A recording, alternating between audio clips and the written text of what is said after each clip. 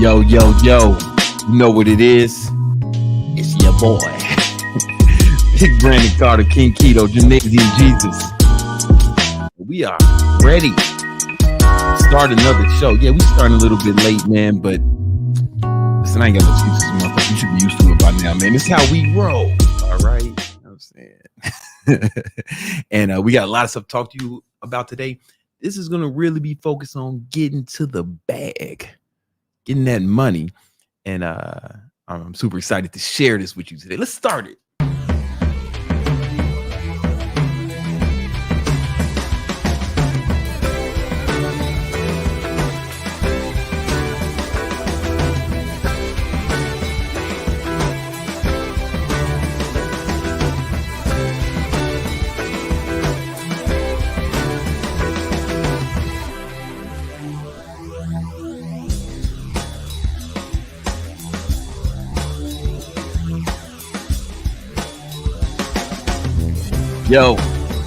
Yo, you know what it is. Back again with another episode of that Victory Talk. Welcome to all the viewers, the Victinators. Congratulations on joining, for showing up for yourself, man. Because you about to learn. This ain't for me.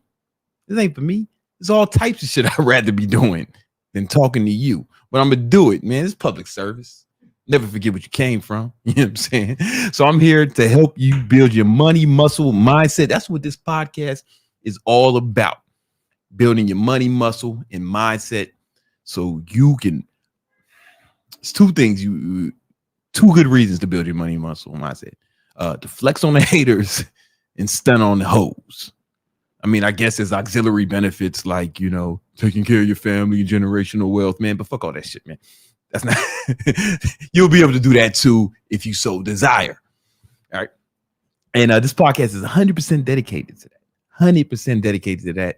And we do this every Tuesday and Thursday at 7.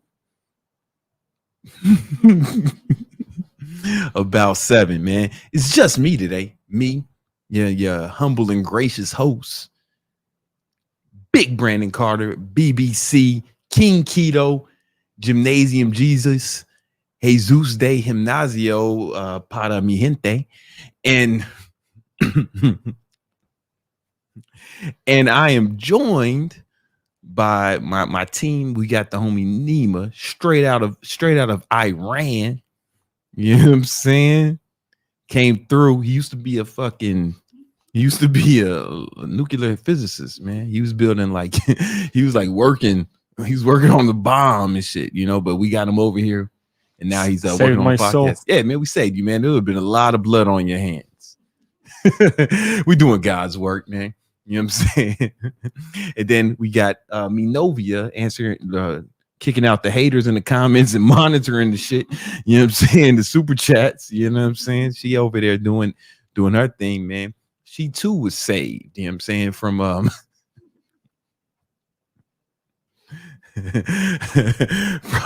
from the Lower East Side.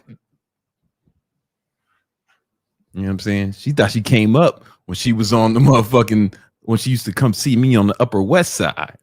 You know what I'm saying? But then I brought her to Miami, man. I literally brought sand to the beach. You know what I'm saying? All right.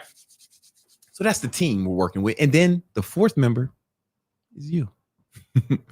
And we're all working for you to help your bitch ass get some of this motherfucking money and start being a G. All right. And we got something that's going to help you with that.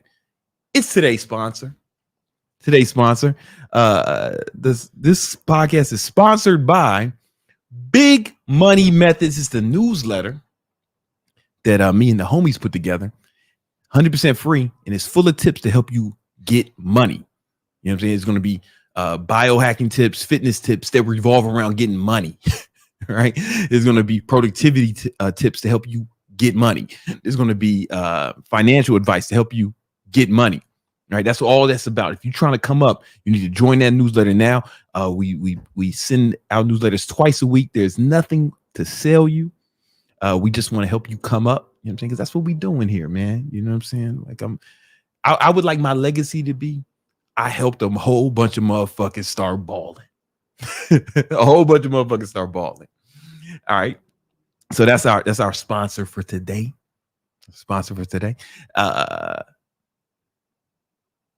Now here's the thing. Once you watch enough Victory Talk podcast, and let's say you join the Victory Unit Discord, the Discord that's associated with this, where there's even more free courses in there, legit free shit.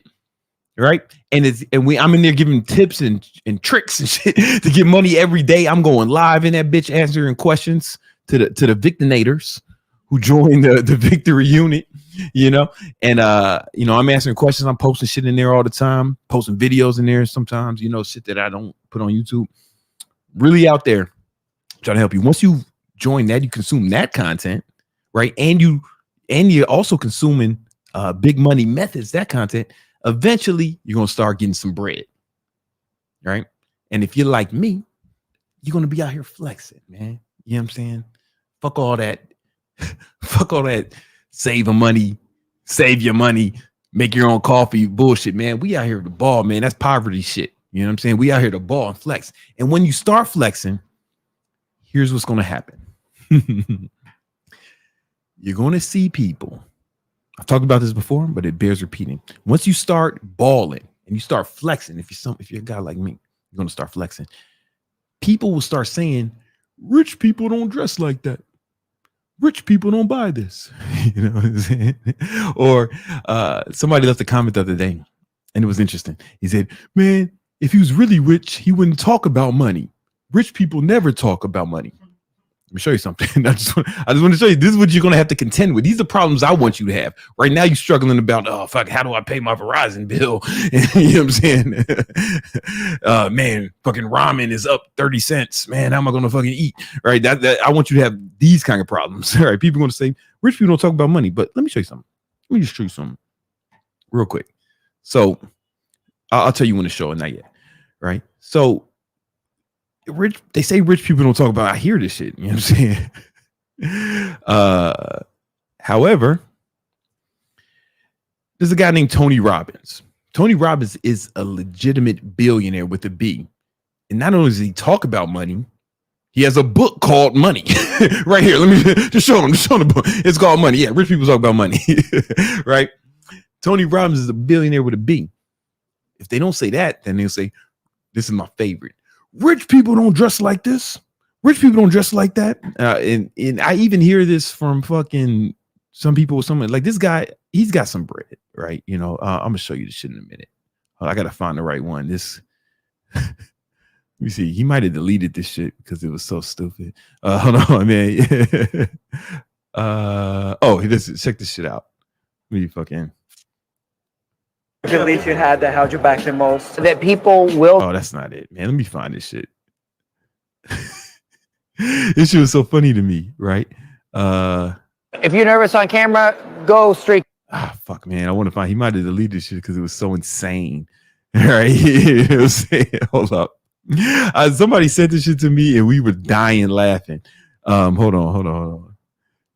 Can I find it? Oh my God. This shit was so funny. And I don't want to be one of these guys who like talk shit about other people's videos, but I will this time. I don't want to be one, but he forced my hand. All right. And hold up. He might have deleted this shit because it was so insane. Oh shit, man. Is this it? You know why I don't like Gucci and this is it. All right, check this out. All right. And you'll hear this all the time, but check this out. You know why I don't like Gucci and Louis Vuitton? Those are brands for poor people. Only a fucking poor person would buy Gucci or Louis Vuitton. It's a moron brand, okay? Because you know why? This is a Rolex. I buy this for 17 grand. In 2 years, it's worth 22. I buy. Hold up. Real quick. Don't show me yet.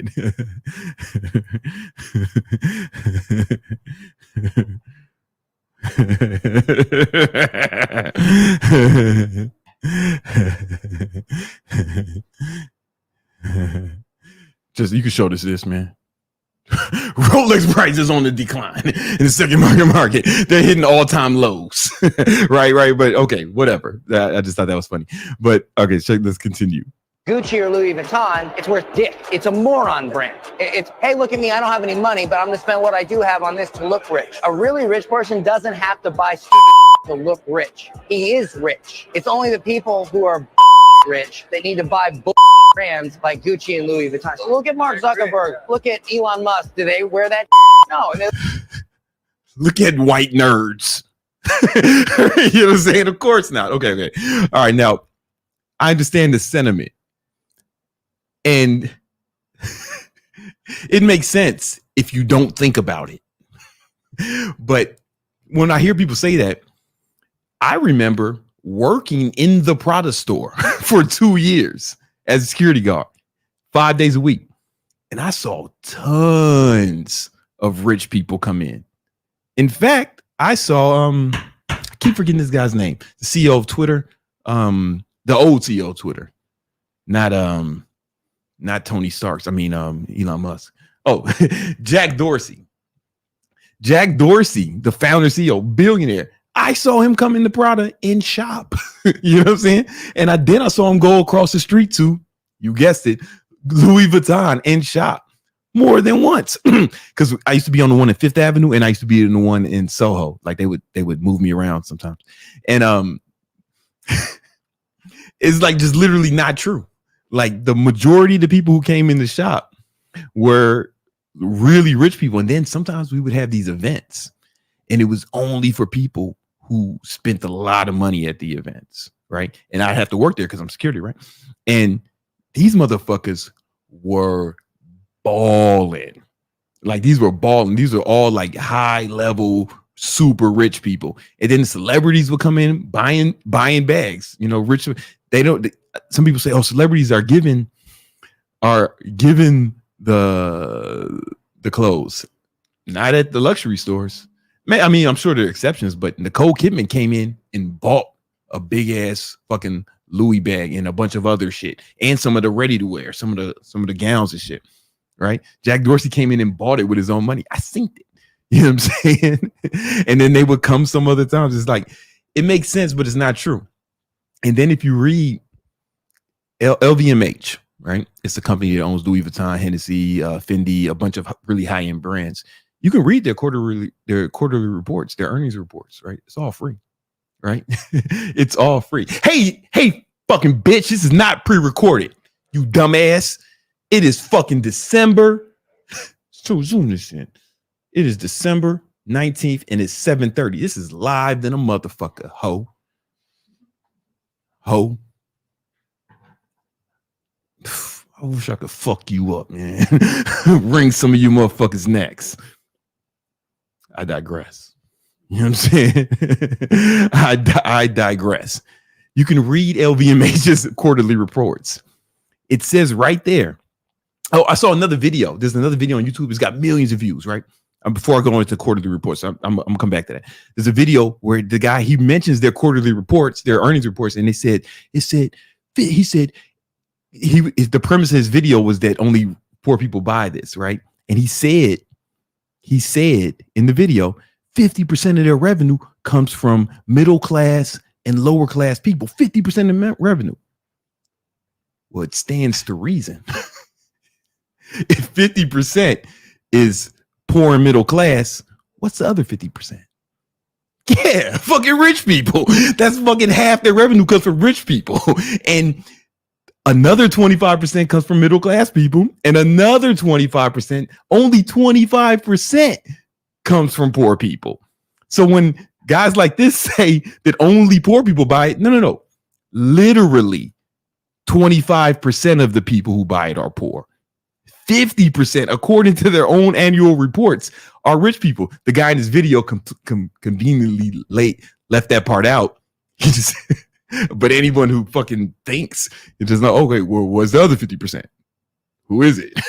Right? There's only a few classes. You know what I'm saying? Oh, he apologized. All right, I accept your apology. You know what I'm saying? Listen, you know not what you do. I forgive you, brother. You know not what you do, man. You know what I'm saying? I'm glad you're back. I'm glad we're back on point. 50% come. Name another company where 50% of their revenue comes from rich people. Almost none. Almost, except for maybe like fucking airplane companies. You know what I'm saying? So shit like that, right? It's just not true. Now, I know where this guy lives. You know what I'm saying? Like, I don't mean it like that. You know what I'm saying? Like, we have mutual friends. And it's like a fucking bullshit city, right? In the major cities, the rich people are fucking flossing. They're flexing. Even the white people, right? They fucking balling out hard. You know what I'm saying? And they're flexing because these are like fashion capitals. If you like from here, the middle of nowhere, Florida, where this guy's from, yeah, of course you dress like that, right? And then sometimes they'll say shit like, Warren Buffett doesn't dress like that. And I'm like, yeah, Warren Buffett is 93 years old and he lives in fucking Omaha, Nebraska, right? Don't compare a young-ish black man in Miami to a fucking 93-year-old senior citizen from Omaha. Of course we're going to dress different, right? You know who else is a billionaire? LeBron James.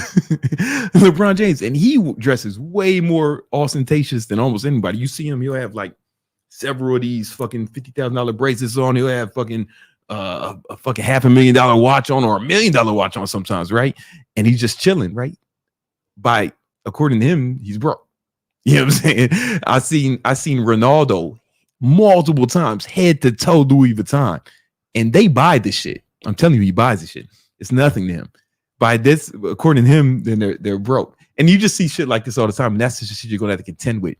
But I don't want that to stop you from flexing, man. I don't want that shit to stop you from flexing. I don't want you to stop you from balling, because I want you to enjoy your shit. Now you got to do it properly, though. What we don't want to do is spend earned income on luxuries. We want to spend earned income, invest it into assets, and then those assets start pumping out money, and then your money's working for you. And then the money that comes from assets, you can spend whatever, you can do that whatever you want with that.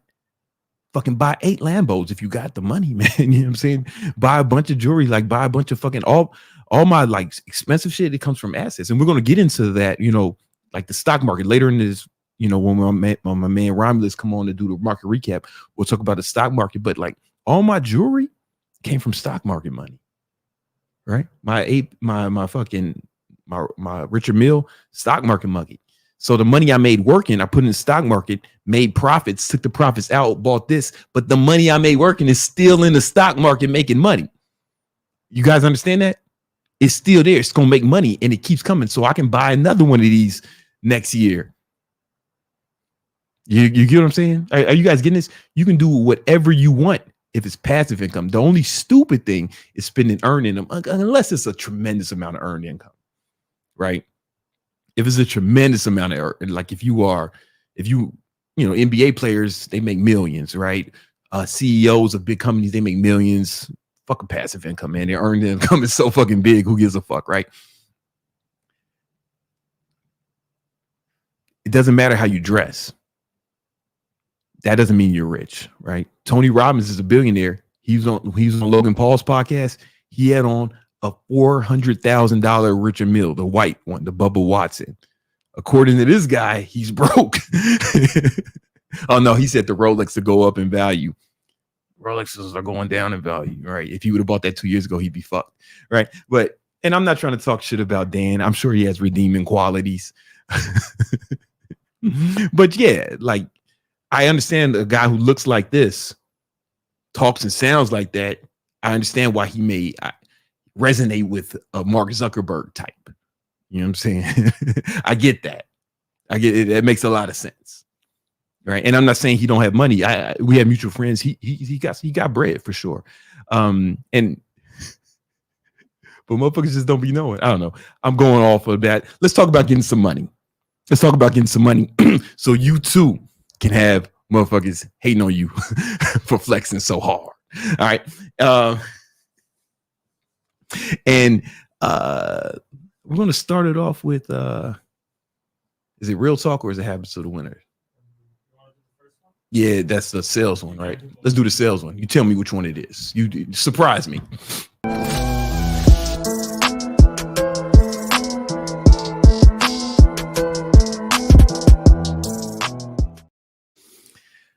A few years ago, I wanted to grow my sales team because I was doing all the sales, and I knew if I wanted to scale the company, I would have to build a team of salespeople, and they needed to be good for us to be profitable and hit our financial goals.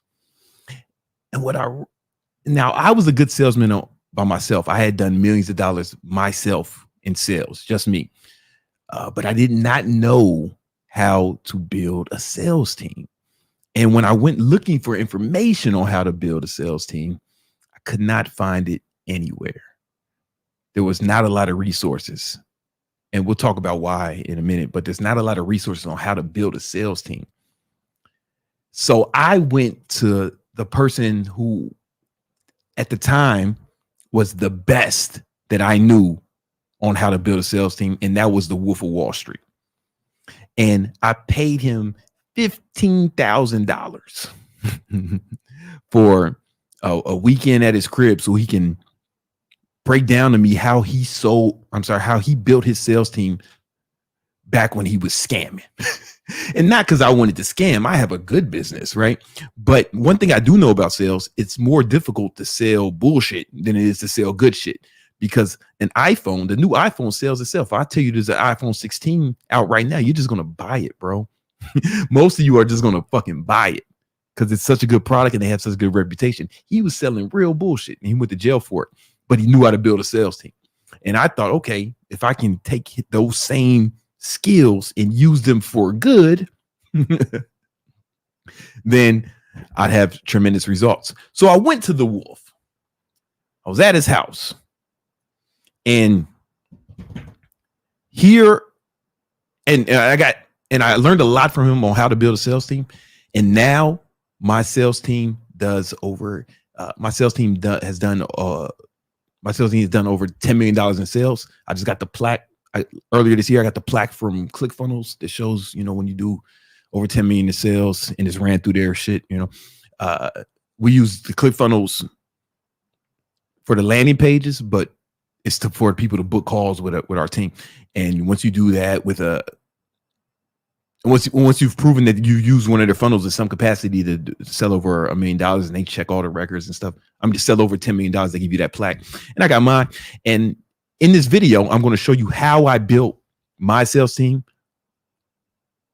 how I run it with and I'm going to show you a lot of the things and at the same time, I'll show you 3 of the top things I learned from the Wolf of Wall Street to help me build my 8-figure sales team.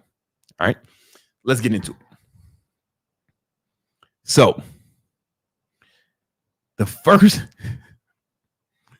full disclosure, he was supposed to mentor me for a fucking year, but I never really heard from him after that weekend. Hey man, I went into it knowing that can happen. His reputation precedes him. All right. But I did learn a lot that weekend and I got enough out of that weekend to accomplish my goals. Not necessarily what he promised, but I got what I needed. All right. And for that, I'm grateful. All right. Listen, man, you fucking start working with a convicted scammer, what you expect? You know what I'm saying? If I tell you this dog bites people and you go pet the dog and get bit, whose fault is that? Is that my fault or the dog's fault? It's my fault, right? I went into this shit knowing I was gonna get bit by the dog, but I was just hoping I can get enough knowledge before the bite happened. And that's how it ended up. So I'm still grateful for it, right? Yeah. Anyway, so. Oh, let me plug this in. I'm gonna need this.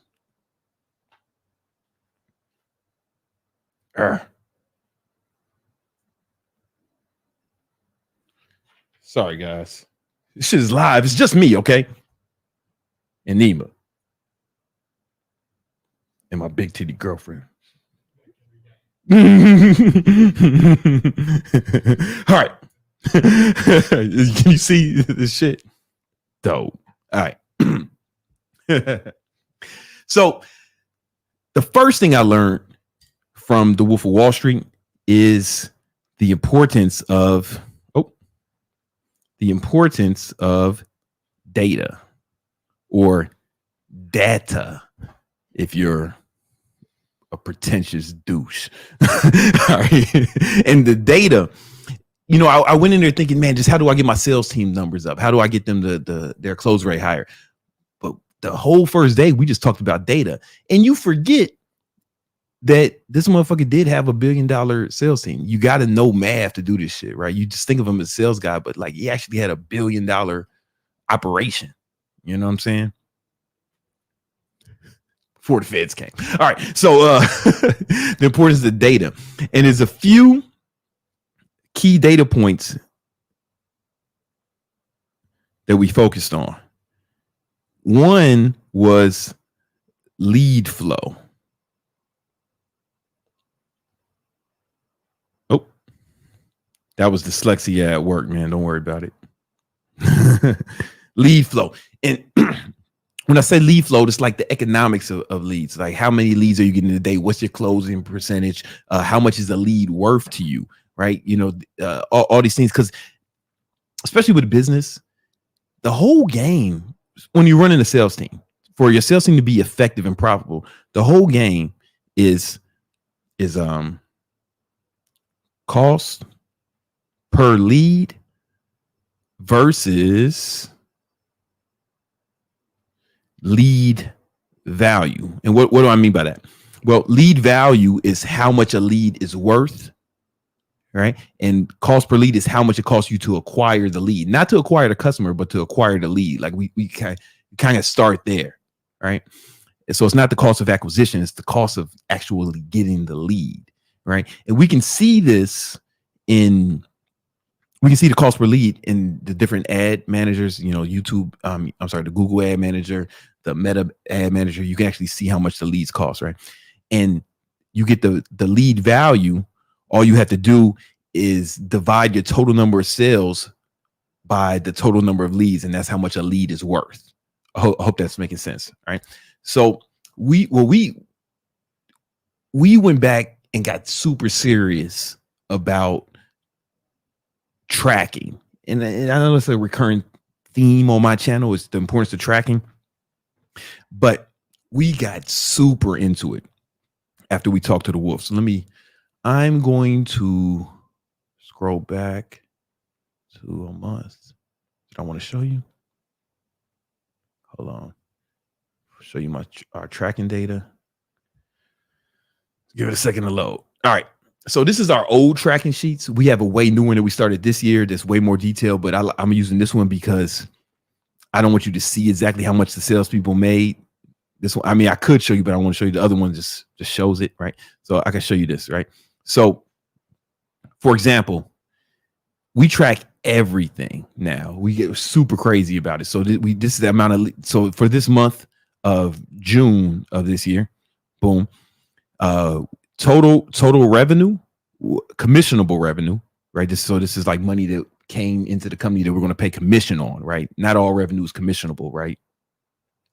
I don't want to get into that, but because it's a sales team, this is what counts for them. Is $618,000. That's how much we came in, right? And this is how much commission we paid. That's to our sales team. Now this is contracted revenue. This is how much is contracted with, you know, people's payment plans and stuff, right? Right. Anyway, but now we can see how many leads we have, and we can see how much money we had. Hold on, let me hold on, give me a second. I'll bring up in our new sheets, this just shows up, but I'm just going to show it to you now. So boom, we can see how much is the lead worth, right? What's the lead value? So we can just plug in the income for this month, right? Divide that by the amount of leads we had. These are the calls that were booked. Boom. And then we get a lead. Each lead is worth over $1,700, right? So we know that. Boom. If we go here, 1,700. Boom. That's the lead value. And then the cost per lead, I'm not going to open up my ads manager and this shit, but we try to keep it under, we actually try to keep it under 10, right? As you can see, it becomes a real profitable. If you're doing this right, it becomes profitable. But why is this profitable? Once we know this number, then we got to think, why is this profitable? And then from that, you got to go to like the closing rate, right? So if we go here, these are the closing rates. These are the calls books. These are the calls completed, right? So not everybody completed. There's no shows, reschedules, shit of that nature, right? So we want to keep the no-show rate down, right? This is a little high for this month, right? So I like to keep it under 10%, right? And then ignore this right now, but we'll just go to close rates, right? So out of the sales calls they took, that weren't rescheduled or canceled, the ones they took, they close almost 60%, right? And I'll talk about how to get that up, right? But you got to start working with this data to get this number up, right? Because if that number starts to fall, then so does this lead value number start to fall. And then if this stays the same, then it's less profitable. So we want this number up and we want this number down, right? And but 10 is pretty good.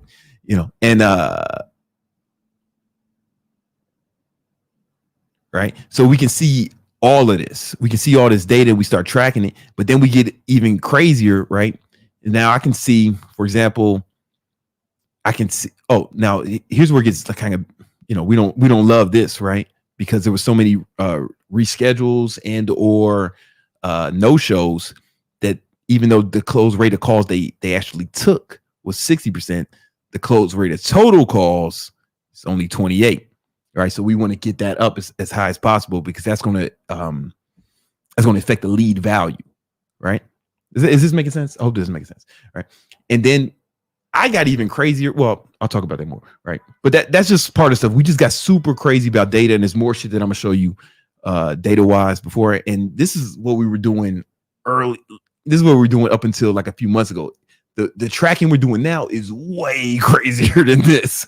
Like we're tracking everything and we're breaking it down by platform and it's just way crazy. But this was at the time, this helped us get to 10 mil, right? What we're talking about now, 10 mil a year, right? And then once you're tracking, once you got the lead flow and you're tracking it and you really have that in order, the next thing is the close rates.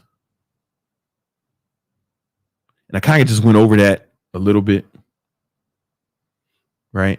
You want to make sure you improve the close rates, but the close rates also have to do with not only just how much they're closing of the calls they took. We also got to keep the no-show rate down so people actually show up, and the reschedules. So, this stuff we're always working on it. 50% is not fucking awful. Like motherfuckers ain't getting fired for that shit. But like, I like to keep it under 10, but there's like close rates the calls took, but then also total close rate. As you can see for this month, it was down. Yeah, the close rate for calls booked was down. What's that? 28%. Yeah, it was down 28%. Right. So, we were falling behind that month. You know what I'm saying? On as far as that's concerned. 23, negative 23%. Right. And then once you have that, then you need retention.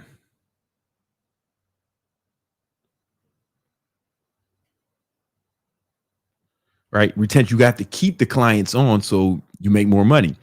Right? Because when you look at this is how much was collected, but this is how much was contracted.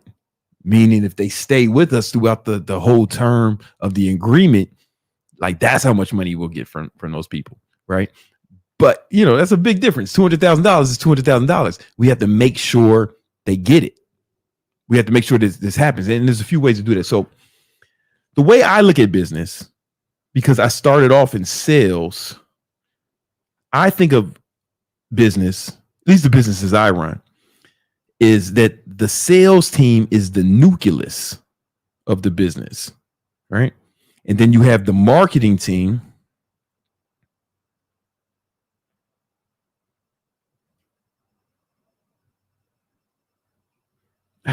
I'll make that more legible. Hold on.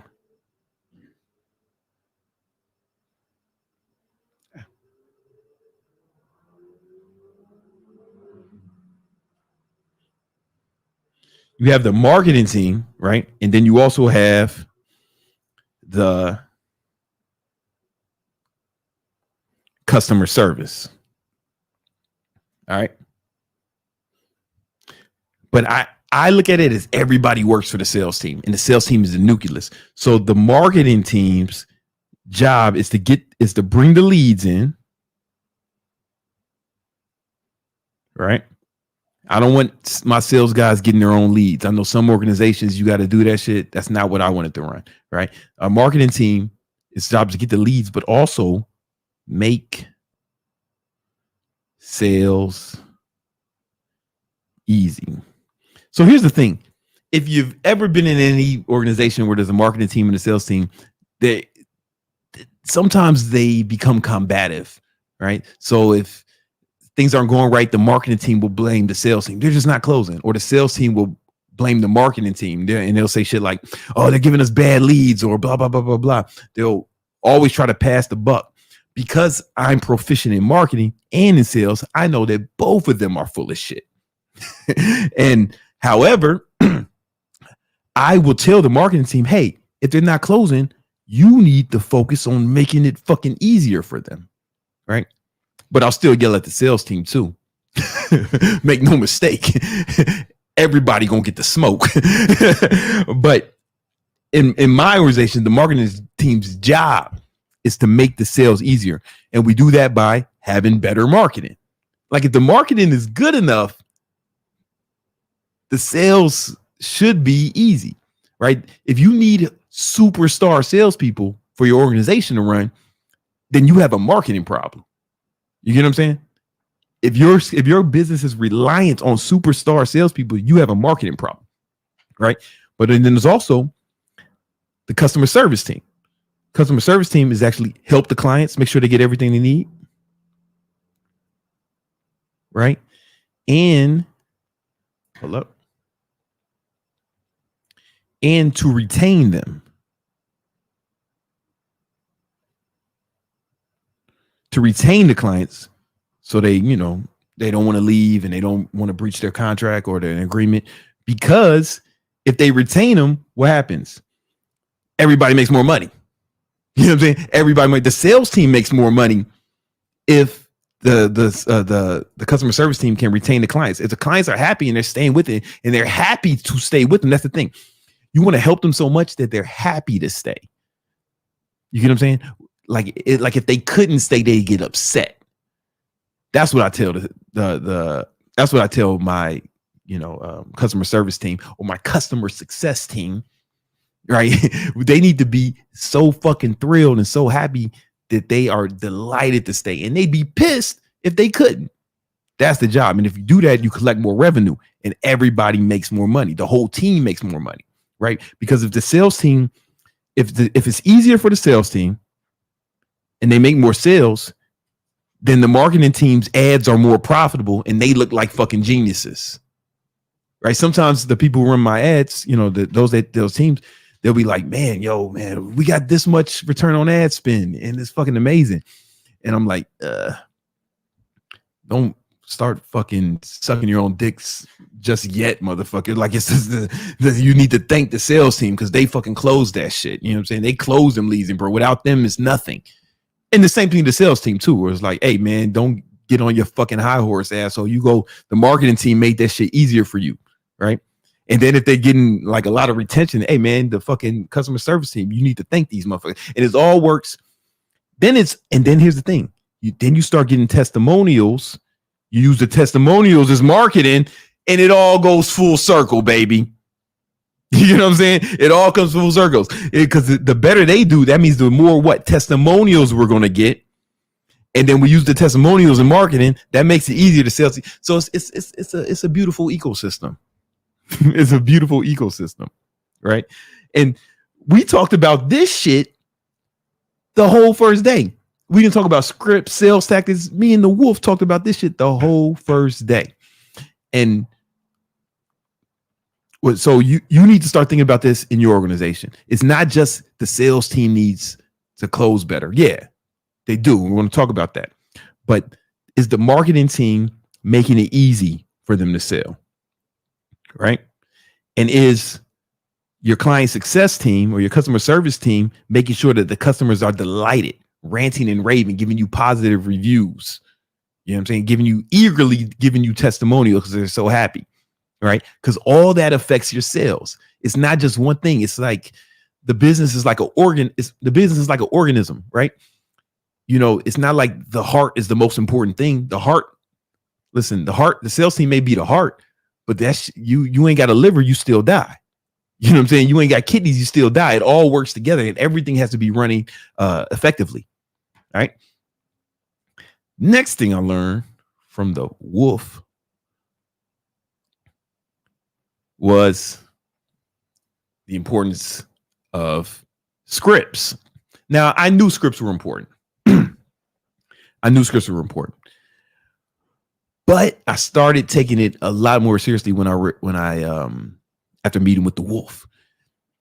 If you ever watched that movie, The Wolf of Wall Street, and he was getting fucking assholes off the street and shit and meeting motherfuckers in diners and they was working for him in sales, and they were able to sell just as good as him because they had what? The script.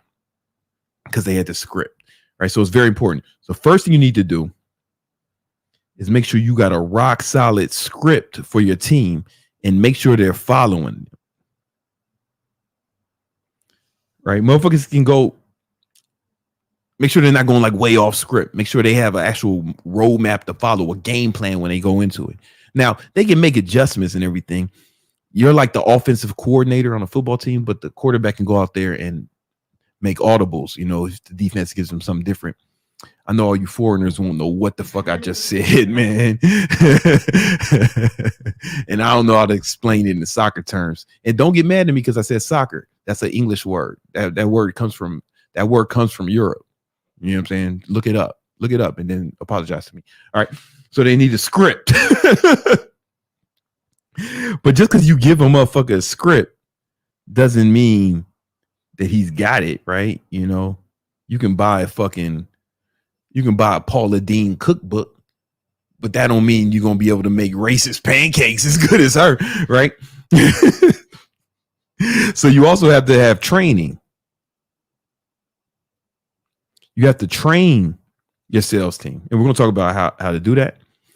And here's something that the wolf didn't teach me, but this is something that I noticed with your sales team. You have to kind of like give life coaching. And we're going to talk about why, because sales is a mental game. And if they fall off mentally, ideals meals, right? Their whole shit is going to fall off. You know what I'm saying? So you have to actually like life coach them, make them better human beings, more effective human beings. If they have a fucking family problem, you got to coach them through that. If they have a relationship problem, you got to coach them through that. You know what I'm saying? I'm telling you, man, you can't let their lives get haywire. And I'm gonna talk about how I do that in my organization. Oh shit, Romulus is here. All right, I'm gonna come back to this. Because I got more shit to say. You know, but just when I get back to this, we're gonna get into the scripts. We're gonna get into what the training, what that looked like in our organization, and then the life coaching aspect of how we built, fucking 8-figure. How we built an 8-figure sales team. All right. But before we do that, we got to take a little pause for the calls. Don't leave, man, because you're going to want to hear about this scripts, training, life coach, and all that other shit. Right. But more important than that, you need to hear from my fucking mentor when it comes to stock investing. As you can see, I'm big into mentorships. I went for the Wolf of Wall Street's crazy ass for learning how to have a sales team. When I wanted to learn how to trade, I went to a guy who used to be a hedge fund manager, the homie Romulus. Let's bring him in for the goddamn market update.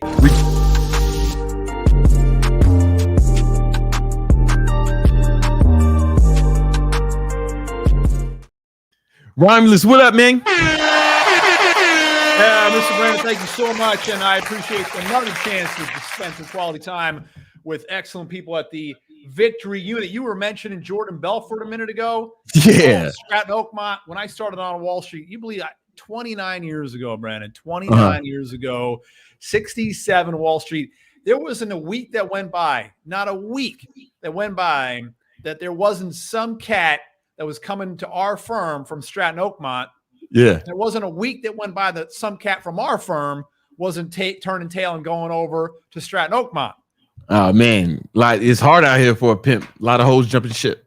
That's a talk rap. About this stuff. It's bringing back my life from 29 years ago. I know, you know, man. I ain't got to tell you. Yeah.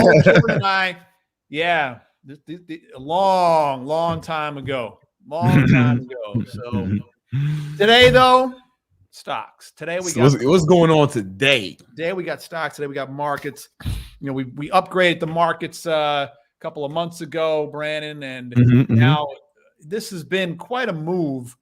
If this probably would be a time when we do a little poll with the audience, ask some questions out there. Can they respond? Do they have the ability to interact with us? Yeah, they'll interact. I might not see it, but you might. Okay. Well, you don't want to see it? Is that the I just don't have the I can't see it all the time. But don't worry about it. You know what I'm saying? Yeah. Let me ask the audience, and hey, if we cannot see their responses, not a big deal. I still have some things that I want to share with everybody regardless. But let me ask the audience then, who out there thinks that the market's just going to keep going in the direction and up, huh? Anybody out there think that? What is your opinion out there? Let's go. So, what do they think? All right, let me share screen as we're waiting, as we always like to do that. No, not video files. Sharing.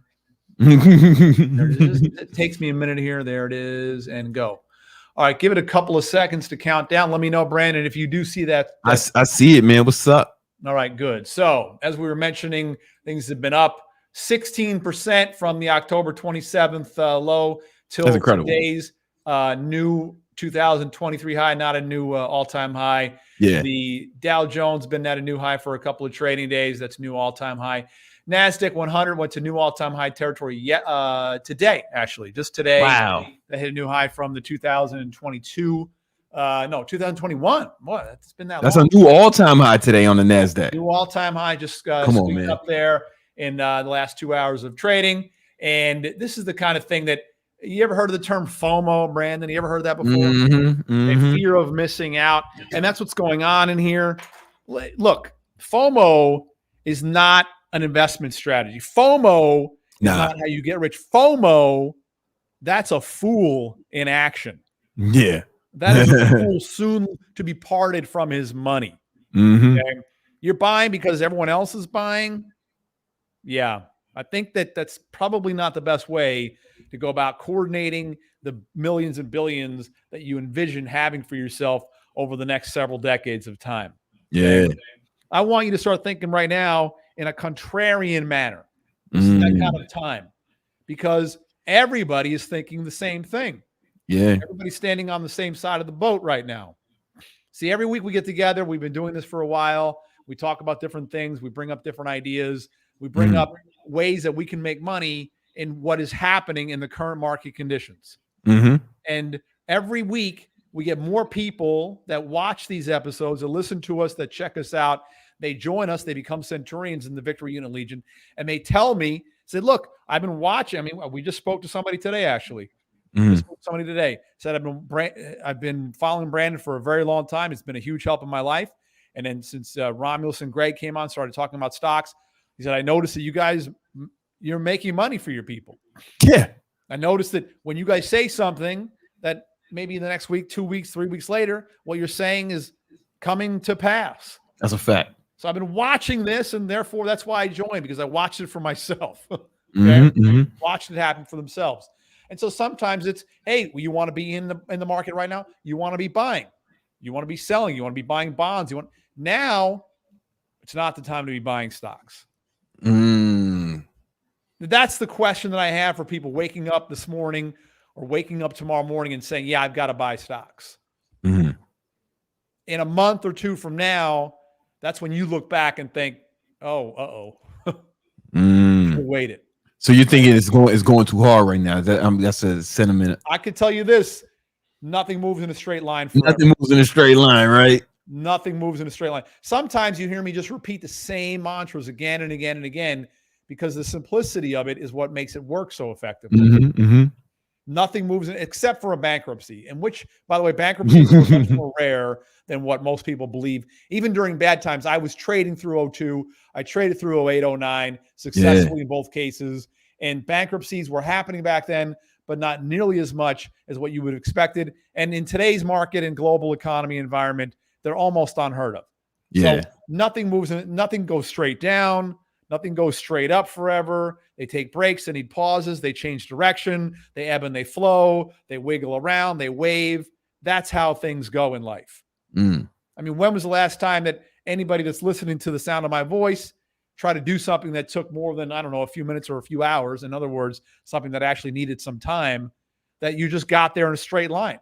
Yeah, it doesn't work like that. Moves in a straight line. However, people that are buying stocks right now are of the opinion that they're going to keep going in a straight line. Dangerous environment to put yourself in. That's a fact. Risky situation to pursue. Now, don't misunderstand. Don't think, well, a week or 2 or 3 from now, if the markets don't crack, and I don't expect that they will, that's not the point. The point is that traditionally, historically speaking, when you get a market that's just this heated up, that has been moving in this direction, up or down for this extended period of time, it tends to change direction. Yeah. So what I'm hearing is like, you might want to, like, if you're not in something right now, you might want to have your cash on the sidelines for a pullback, at least. Absolutely. You know what I mean? Why? Like, you're buying up here, and you're what you'll end up calling yourself in about a month, top tick Harry. Yeah, so you want, but like, it is moving in a nice solid direction, right? That's some momentum. When I'm looking at it, when you tell me wrong, what I'm looking at is, especially from the SPY or even the Qs, right? Is we're probably due for a pullback, right, for a minute, and then maybe potentially it's going back up, potentially. I've been saying that for a while. Yeah, okay. We've been saying that for a while, yeah. But right now, you at a point, this is not a time you want to buy. This is a time you want to take some profits, or you want to raise your protective areas. Profits. There are ways if you have to buy, and this is something that we did just a few days ago. Okay, you remember we did this one. We brought this one up in the report. I know it's up and lasting. Back when it took a couple of days, see these two red markers or candles that shows that it went down for a couple of days in a row, and then when it went down, we said, okay, let's see what we sent can the buy do signal. Yeah. So that let's see if we can get involved in this without putting ourselves at risk of a little bit of a pullback, because everything else has just been running. So we did something called your favorite thing. Yes, my favorite thing. Cash secured puts. Cash secured puts, baby. You love those. That's my favorite thing, man. You got your cash secure put watch right now. Yes, I bought my watch with cash secure puts. Everybody see that? You might want to get a close up of that. Don't look too hard. You might fuck up your. Bright one, baby. It's a bright one. So that is what we call the cash secured put watch right there. Come on, man. Okay? Yeah, real talk. And it's not. It takes a little bit to kind of explain the details of the trade and how we're able to do that. But either way, when this thing went up, we made money on that. Yeah. But we did it in a way that if it went down, because again, the market's just ready to pull back for a couple of days. It's not a big deal. It happens all the time. Okay. And if most likely this particular stock would have gone down with it, that's how things go. We wouldn't have been hurt by that move. Yeah. We wouldn't have been losing money. It's cash secure put time. Is that what I'm put ourselves in that ideal situation to win and then to win. That's the position we put ourselves in on that trade.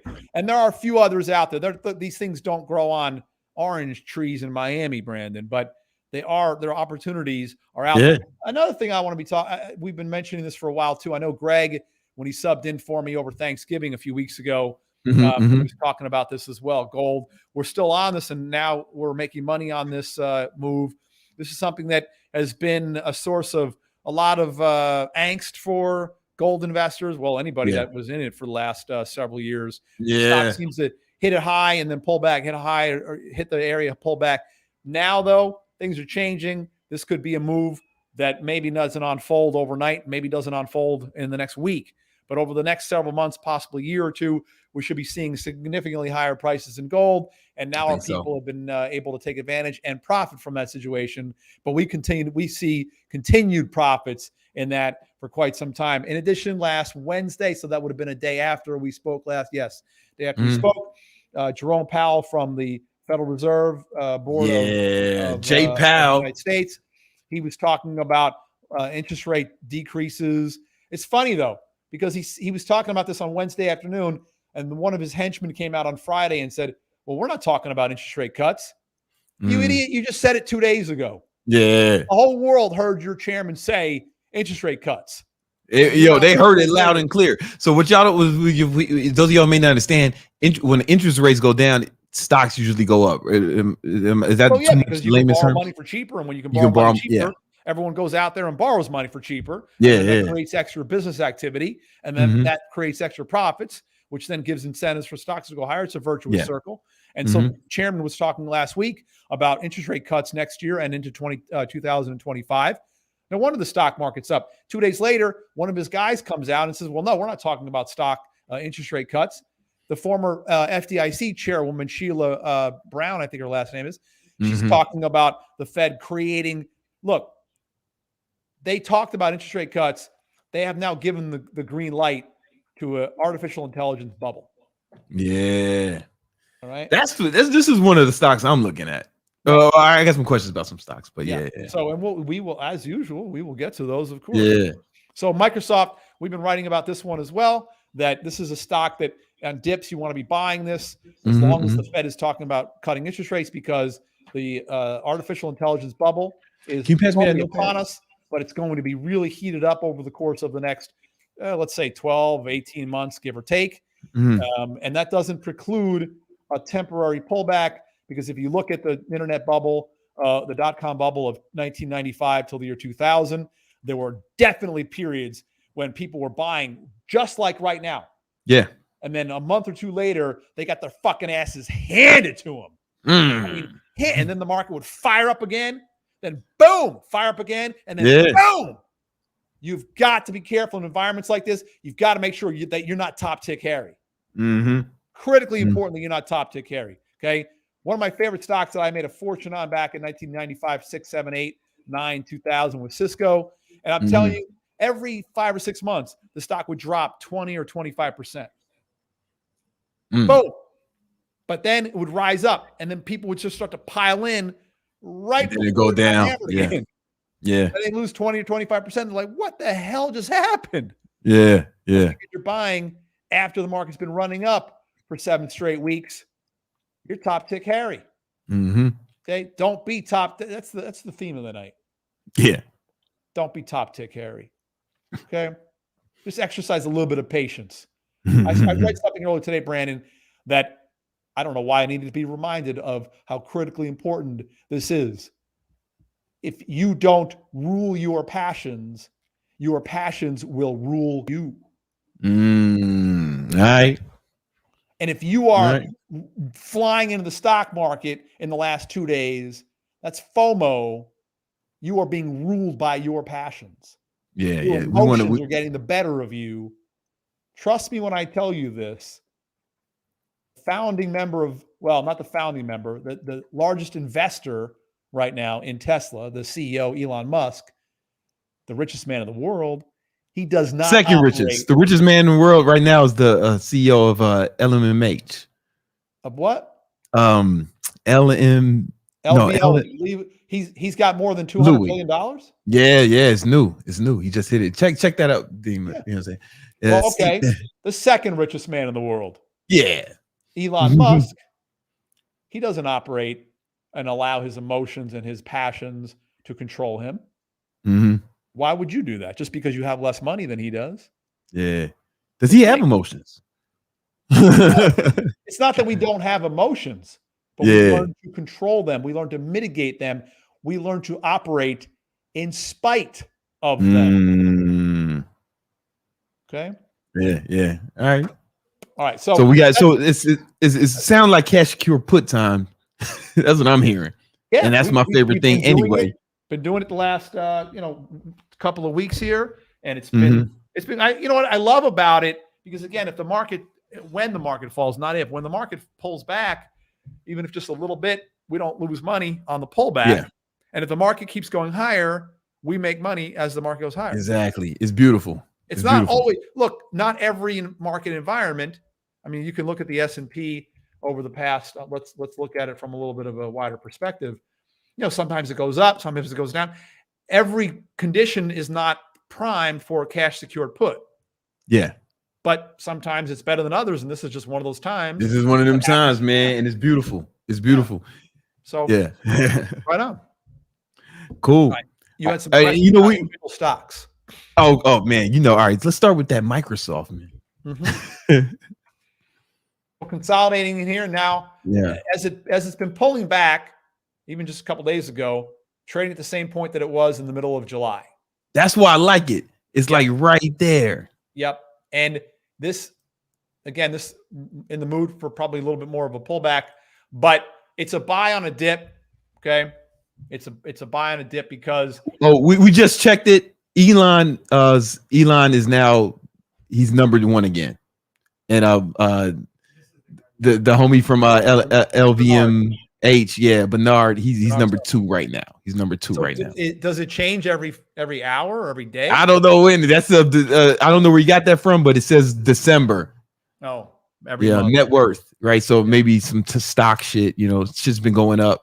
Right. Who knows? Yeah, every month. Yeah. So, but this is the ideal artificial intelligence play. Yeah. Okay.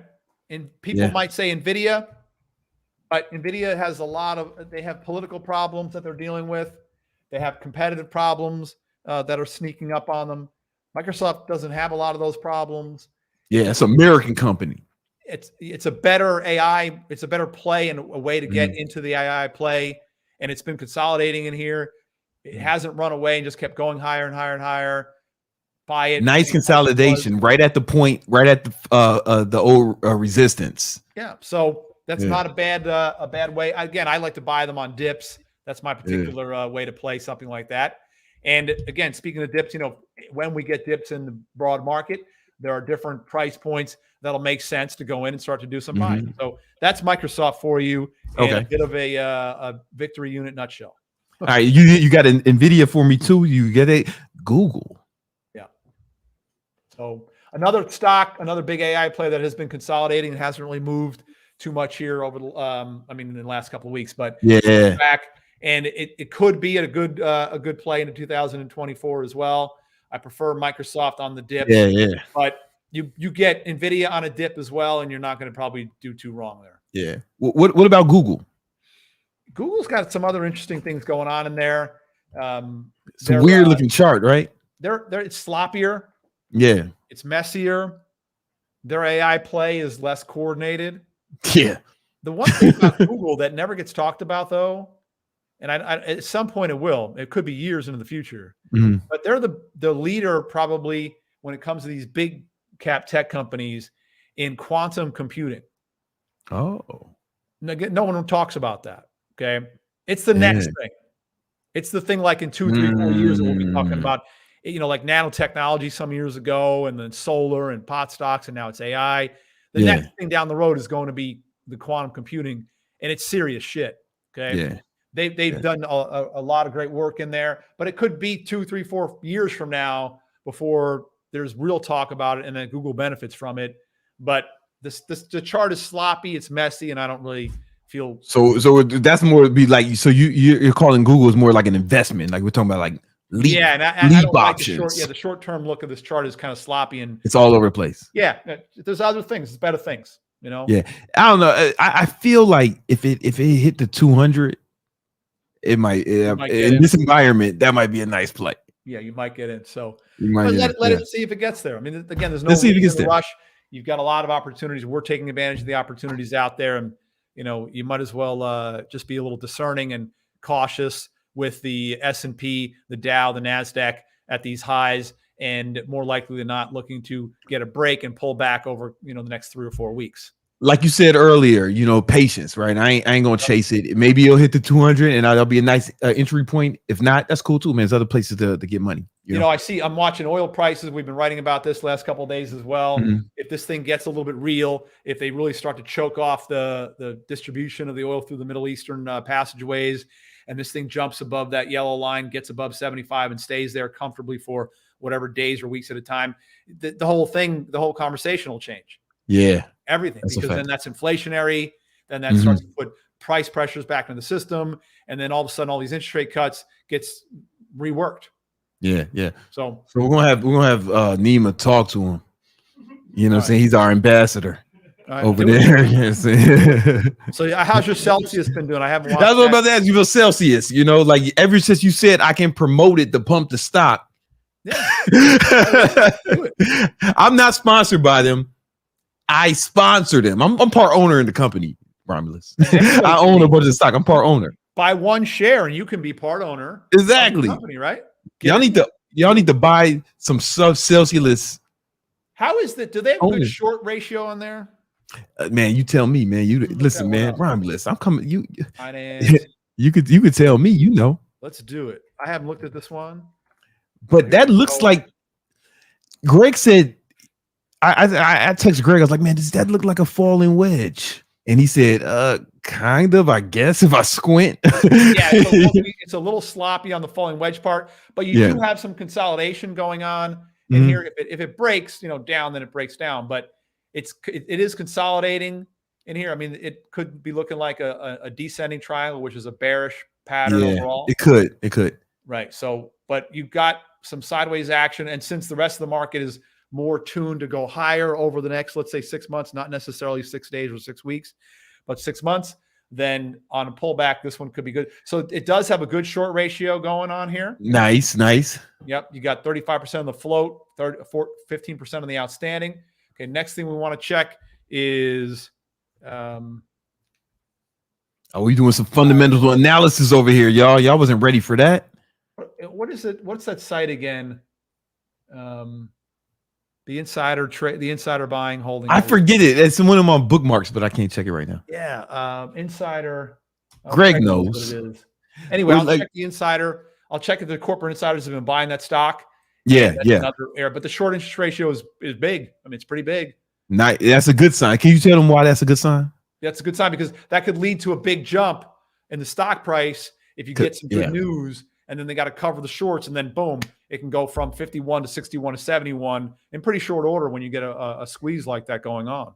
Here's why else I like it, right? Especially right now, because if you like zoom out a little bit, you can see that it's right at a former resistance, right here, right?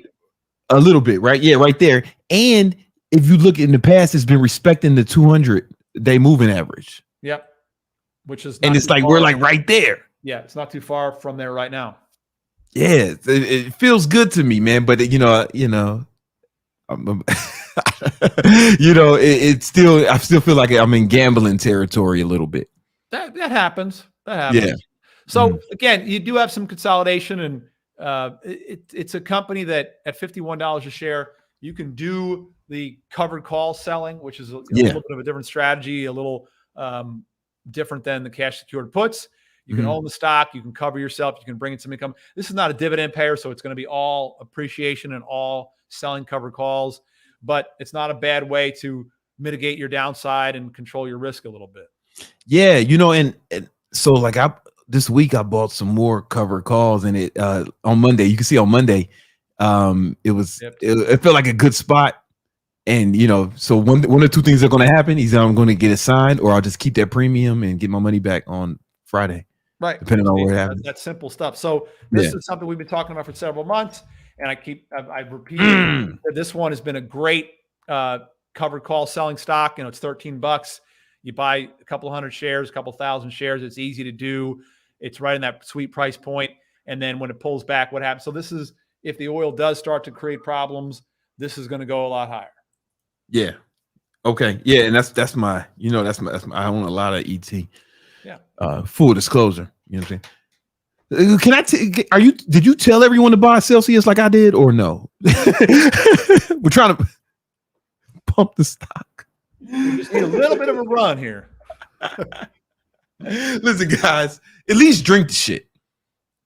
For me, if you love me, drink some Celsius. Go buy some. Yeah. They didn't pay me. I'm part owner. And you can buy one there. And you could be a part owner too. So you can be part owner too. Discord tomorrow. Yeah, we have a Traders Town Hall going on. That's 4:15 Wednesday afternoon. Oh, you're going to get a free lesson, free trainings, and we're free talk about some different about concepts. There's a lot of different things to talk about when it comes to generating wealth, creating wealth, growing wealth, trading, investing, finances, money. And we cover topics in different ways and different times. One of the things we talk about here on the Victory Unit podcast. And then Wednesdays at Traders Town Hall, we cover some different topics. So we're excited to be able to bring something new to you guys tomorrow. It'll be the last one for 2023 because next week is just checkout time. So it's free. Join the Discord, the Victory Unit Discord, and you get that free info, man. Learn more about tomorrow, 4:15 Wednesday. Check it out. Yo, man, thank you, Romulus. Man, I appreciate it, man. Always a pleasure. All right. Listen, I'm telling you, the shit I learned from Romulus bought my Richard Mille, amongst other things. You know what I'm saying? All right. No, before we get into me finishing the thing, let's just run through some of these super chats. And listen, the super chats, Celsius, me, and so now that I'm a part owner, get yourself some Celsius, man. All right. What else we got? We have Trap God. Okay. BBC always dropping some game. Much love, brother. How much cardio steps are you getting every day? Does it help improve your work? It probably doesn't improve my work. It's probably like, when I'm cutting super hard. Okay, when I'm cutting super hard, if I'm doing it with a lot of cardio, it probably works to my detriment as far as work productivity is concerned, honestly, because that's energy and, just I could be deploying against my financial goals. So I do get more cardio, but I don't overdo it when I'm cutting. What I do is I limit consumption, and it's for a few reasons. It's also just more effective as it pertains to burning fat, because the average person burns about 100 calories when they run a mile, right? But that's like a cup of rice. That's like a handful of almonds or one banana, right? It's like not a lot of food. It's way easier as far as like being in caloric deficit to limit consumption. Now, when I limit consumption, that's what makes me more productive. Because one, you're just like spending less time eating food, right? So you can just go against your goals.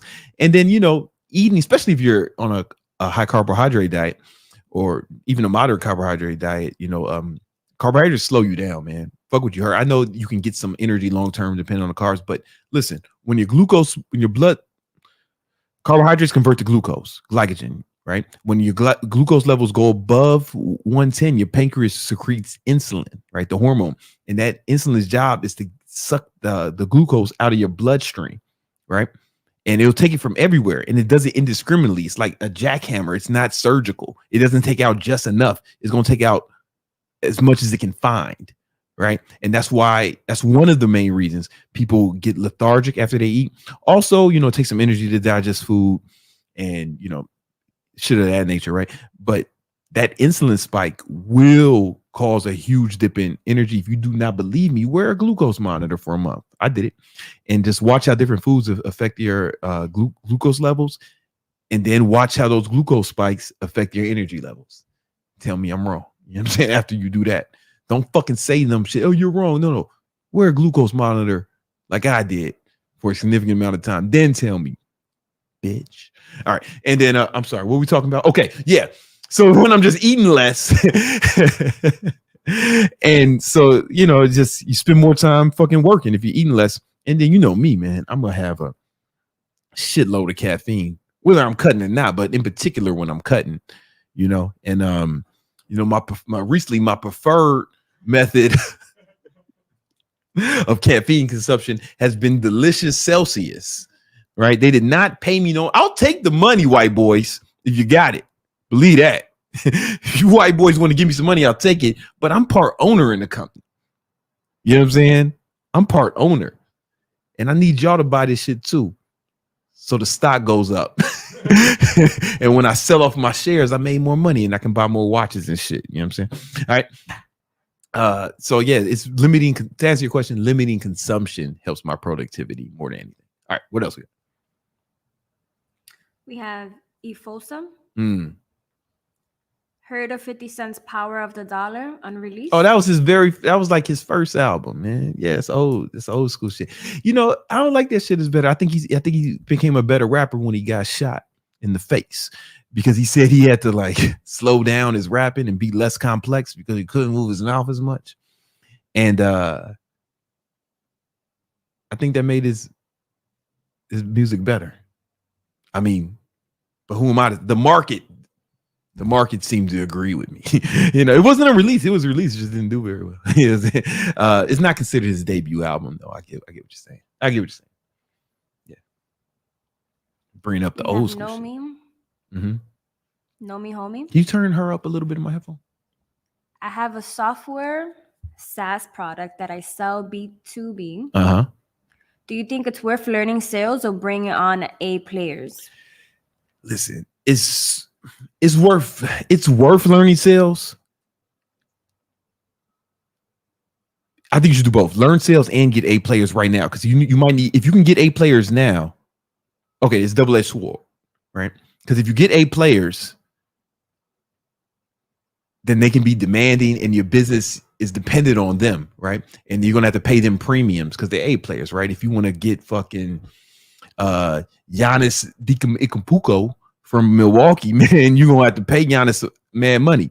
You know what I'm saying? Because he's a fucking A player, one of the best players in the league, right? And he's proven that already. So that's the double-edged sword. You're gonna have to pay for those A players, and they're gonna want a premium. You know what I'm saying? And if you learn sales, it's gonna take you longer, which means you might make less money, right? So it's a trade-off. That's why you should do both. So you can make money now, even though you got to pay a premium, if you can afford it, pay a premium, right? But then if you learn sales and you can start training sales and even building salespeople up, then you won't be as reliant on these A players as well, first of all. And also, you know, for me, I needed to master building a sales team, because if one of my sales team, you know, quits, dies, goes to prison or something, you know, anything can happen, man. You got to plan for everything. I got a fire extinguisher and I don't plan on setting the kitchen on fire, but like, you know, shit happens. I wanted to be ready to be able to fucking plug and play and roll some new motherfuckers in if I need to be, right? But finding A players is hard. So if you can get them, get them.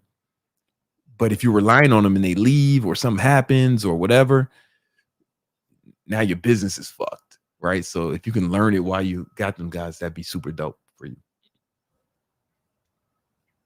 Oh, we have this one. Motivation from Mike. Mm-hmm. What's up, BC? Just started a channel doing evolution videos of successful people showing where they started. I did an episode of you. Check it out. Oh shit. You know what I'm saying? Let me find out. All right, I'm gonna check that shit out. Motivation Mike. You know what I'm saying? I mean, I know how the story goes, right? You know, but I'm still check out the video. Yeah. It starts September 15th, 1982 on the south side of Chicago South Side. It was unusual weather that day. Dark clouds formed amongst the city's south sides. The locals were worried. They thought that this may be the big storm, maybe the one they spoke of in Revelations. But alas, it was the birth of Gymnasium Jesus, not Jesus, not regular Jesus, Gymnasium Jesus, born on the south side of Chicago. Well, I'm assuming that's how it starts. All right, what else we got? Perfect shot filming. Recently did some drone videos for Celsius. Yeah, that's what's up, man. That's what's up. Listen, man, give them some extra videos for free. You know what I'm saying? Help them out. You listen, you helped us out. I'm Celsius. I'm part owner. All right. I probably bought way too much of this stock. I'm gonna be honest with you.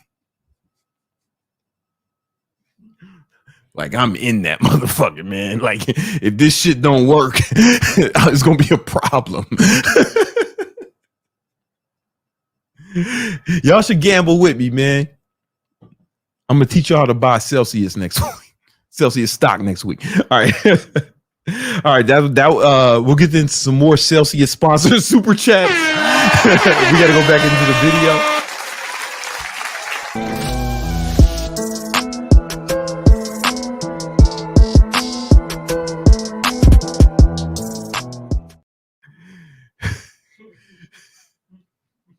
All right. I don't know why I'm like this. All right. Okay. So the 3 parts. So it's the script, training, and life coaching. Let's talk about the script for your sales team. Those of you just joining us, we're talking about building a sales team. And these are, growing a successful sales team. I have fucking multi 8-figure sales team. You know what it is. All right. So first you have the script. All right. Now the script has to be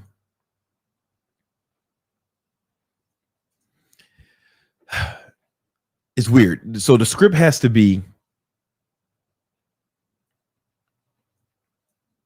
how do I put it? I'll talk about the way I do my scripts, right? So my scripts, it's kind of like, I call it like, it's like the no pressure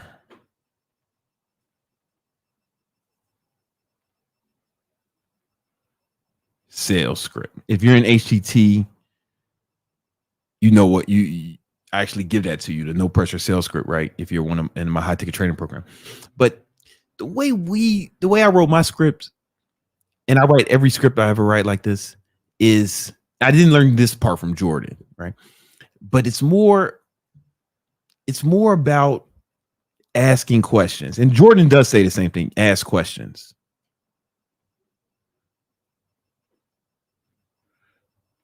Right? So, a lot of the TikTok sales advice or the YouTube short sales advice is people almost like they're trying to fucking, shit sounds like a date rape, right? Like they're trying to like straight up strong arm these people into buying, and they're trying to finesse and talk them into buying. And I'm not saying that can't work, right? But that's like some 80s style sales tactics. And I'm not saying it doesn't work. And I'm not saying those people who teach that have money. It's just, I don't like to sell like that. Right? The way I like to sell is you don't try to convince them of anything. You ask them questions to convince themselves. And I have a video about where I kind of break down the details of that. And we'll post that somewhere around here because it's going to be it's beyond the scope of what I can go into now. But it's a more convincing way to sell, even though you're not trying to convince them. If they convince themselves, they can't really argue with themselves.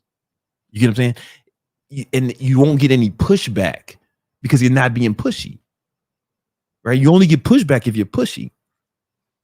So you should just be asking questions about them, their problems, what they want to accomplish, how they think they can do it, right? And it takes the pressure off of you as a salesperson.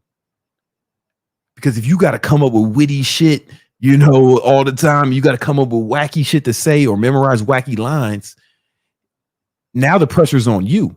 The onus is on you, the salesperson.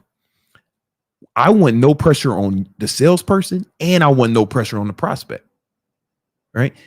If you're just asking questions, there's no pressure on the there's no pressure on you, the salesperson, if you're just asking questions. And there's no pressure on the prospect either, because you're asking questions about them. And what's everybody's favorite topic? Themselves. Right? So if you're asking them about themselves, man, they actually like it. They enjoy the process. Right? What I like to hear when I listen to recordings of my sales calls, I like to hear, man, even before you get to the sale, I like to hear like the actual pitch or like the offer. I like to hear the prospect say, man, I never thought about it like that, man. This has been real helpful. Thank you. Right. And the motherfucker probably hasn't really even given him any advice. He just asked him questions that made him think about things in a way maybe he hadn't seen them before. Right. Made him think about the perspective. For example, let's say I'm trying to sell. I can't do it with my girlfriend because every time I try to do, she just turns into a dick when I try to do sales training with her. I'm like, you wouldn't say that to somebody. You're not mean like that. Get the fuck out of here. No, she's typing do it. Oh, it's do it with Nima. All right. Nima's a rational human. All right. We could do it like a little role play.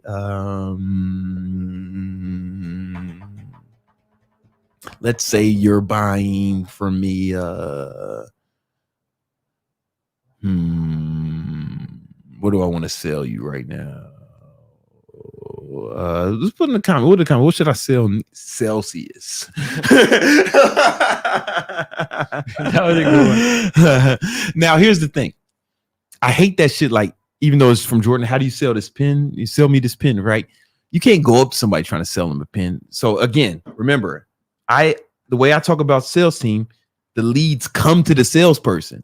So if you have to sell me this pen, if I have to come to you and offer you a pen, then you're already in an inferior position as a salesperson, right? My leads come to the salespeople, and that puts them in what? A better position, right? Is they have more status. I want you to think about this. Think about this.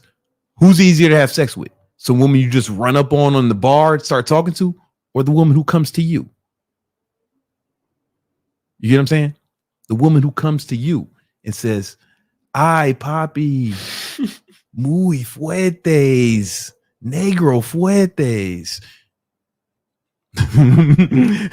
Vámonos mi casa ahora?" No. Dios mío. Sucia. But if I wanted to, I could get that, right? Because she came to me, offer, right? So, Nima, here's the thing. You're looking for a refreshing drink. You know what I'm saying? You came to me. That's how. So it's not like sell you this shit. No, you came to me. You want something to drink, man. All right. And I'm gonna try to get you to buy Celsius. Maybe it won't work though, right? That's the thing. When you're asking questions, when you sell like this, hey, you're not gonna close every sale because maybe you might ask questions and be like, "Hey, this ain't right for you." There's people who come to High Ticket Trainer and they say like, "Oh man, I got this other." For example, I turned somebody away the other day. He ran up on me and he was like, "Before we do this is important." He ran up on me and said, "Miss, listen, man, I'm a trainer, but I train kids. So I was thinking I can go online and maybe I can like convince their parents to buy and I can market to their parents." And I was like, "Yo, listen, I'm not going to bullshit you, homie. That shit don't work. Like everybody, we have a money back guarantee. And the only people we had to give the money back guarantee to ever is the people who because with the money back guarantee, you have to actually do the thing, right? You have to actually put in the work. If you put in the work and don't get the money, then we give you the money back. And the only people we ever had to give it back to was the people who tried to sell to kids via their parents. Like that shit just don't work. All right. So I told him that, hey, this shit don't work. Right. So we may end up there and that's okay. Right. Because what we don't want to do is sell him some fucking shit that he doesn't need. And then we get bad reviews. He's giving us disputes. We fucking up our merchant account. He's leaving bad reviews and talking shit about it. That's why you don't see a bunch of people talking shit about me online, right? I help one kind of person with one kind of anyway. You got to be real. That's part of it. You got to really be able to help them. All right. So man, Nima. So you want to start or it really doesn't matter. You know what I'm saying? Nima, I heard you're interested in getting something to drink. Yeah, it's I'm hitting the gym after this, and I just need something refreshing to hydrate and also give me some energy. You know. Oh, you're making it too easy. All right, well we can do it. This is too easy. You say you need some more energy. Tell me more about that. Yeah, because the problem is I don't like having breakfast, and since I work out in the mornings, I feel like something with some sugar in it would give me some calories and kind of give me some boost to be able to do my workout. Okay. Do you typically have problems with energy when you're training? Typically in the morning. It's only in the morning. Yeah, only in the morning. All right. So it sounds like you need a drink that can give you energy in the morning when you're on an empty stomach. Exactly. Yeah. Right. What have you tried before? I've tried having like light breakfast, like shakes. Okay. Have you haven't tried any drinks before? No, I have not. Nothing. No, not like drinks, like pre-made drinks. Okay. What kind? The ones I put together, like the protein shakes. I've tried those, like pre-workouts. I just don't like the way they blend. It's just too much work, you know. Okay. Is it you don't like the blend? Was that the main reason, or was there anything? Did they give you the energy you wanted? Yeah, the pre-workouts. I tried taking those, and it just takes too much work to do cleaning, and you got to clean shit up. Yeah. It just takes too much time, and after cleaning and all of that, it's just not worth it. So I'm just looking for something that is already made and quick. It's good. All right. No, we got some different options now. I don't know if it's right for you, but listen, the pre-made stuff is more expensive than the powder that you have to mix together. Are you sure that you don't want to save some money and get the powder? Because you can get the energy. I can give you some energy and it'll be cheaper, but you have to mix it up and throw it away. But the problem is the time, because yeah. I have short amount of time to just hit the gym and get the day started. So just making it and it's just too much work. Yeah. So I imagine when you're making it, it's like wasting time, and then you might be fucking late for work or something. It also doesn't blend well, Tell me more about that. It's just when you put these powders like in the blender, even the best ones, sometimes you mix it for like 30-40 seconds. Still, you see them just settling at the bottom of the mixer. Oh, it's like, just very gross. It's like you're drinking sand. Kind of. You end up not drinking it, so you're kind of wasting it. So now you're wasting time and money. Yeah. Which one of those do you hate the most? Wasting time or wasting time, to be honest. Time is more important. All right. Well, listen, I don't know if this is right for you, but I got this drink here. It's pre-made. Right, all you have to do is open the can, drink it. It's perfectly blended because they do it in a factory with like machines. I see. Yeah, not like the machine you have at the crib. Oh, that's like this. Like this is like industry grade machine. So the blend is super smooth, no sand at the bottom, none of that. And then you could just throw the can away.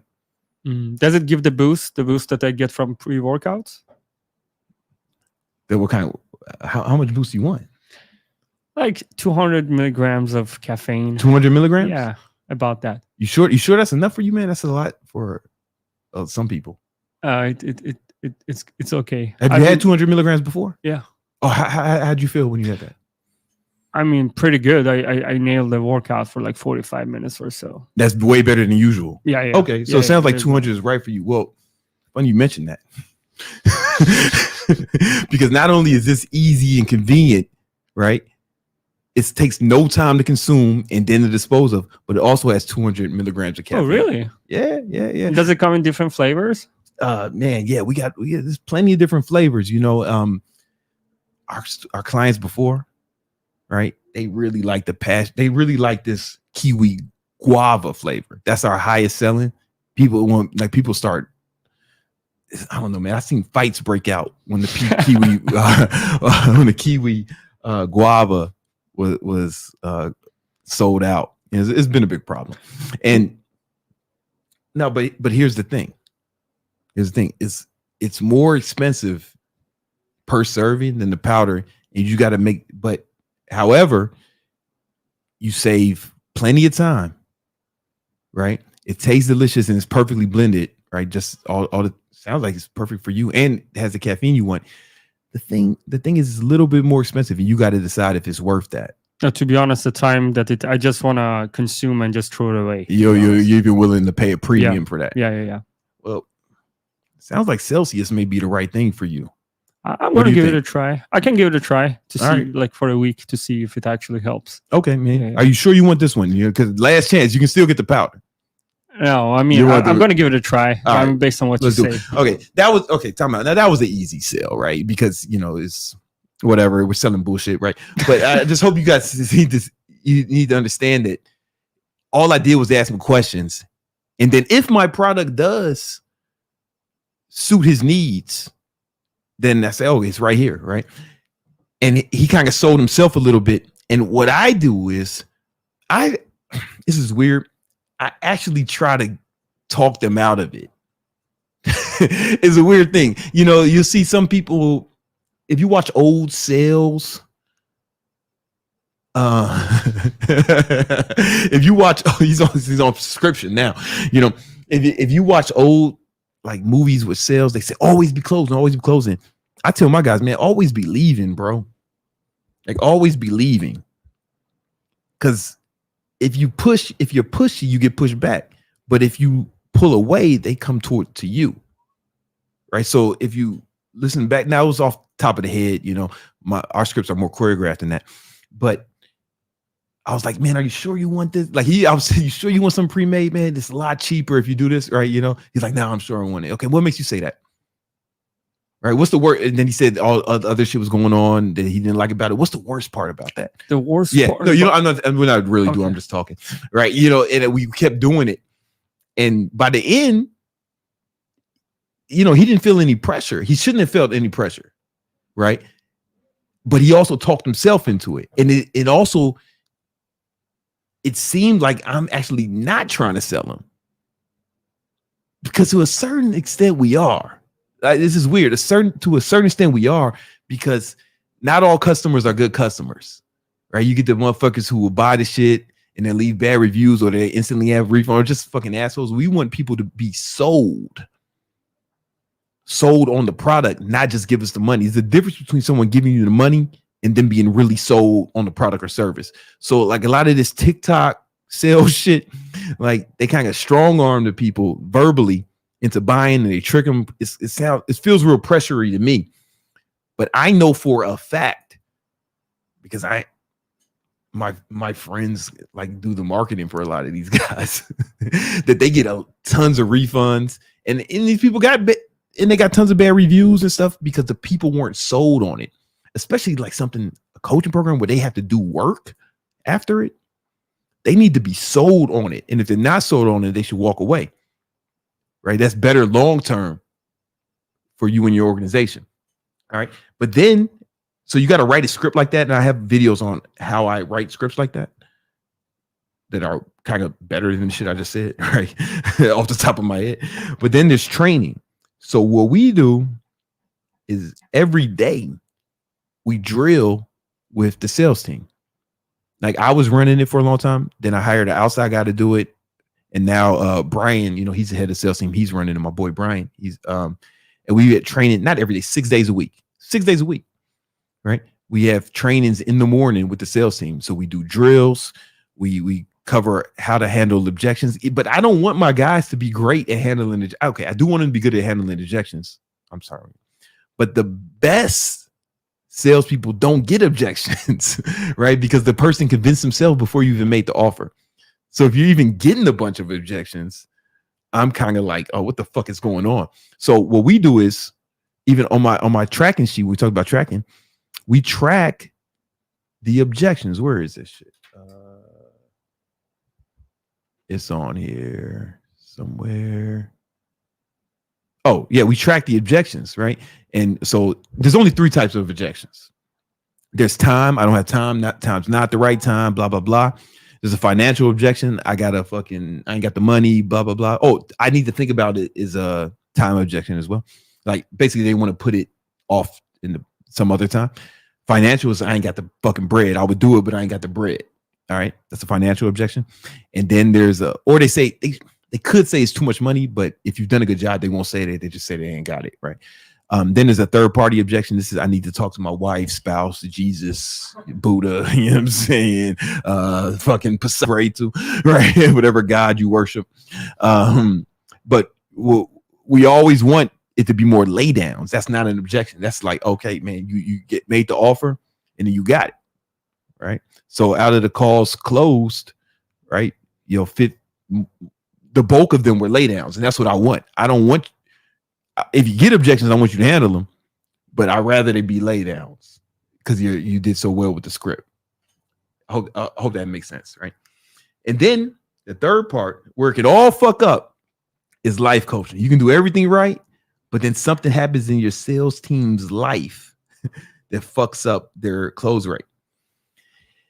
Because sales is a mental game. It's all mental. You got to keep your wits about you.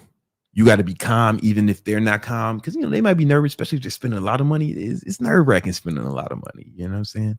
So you got to be able to look at that. Excuse me.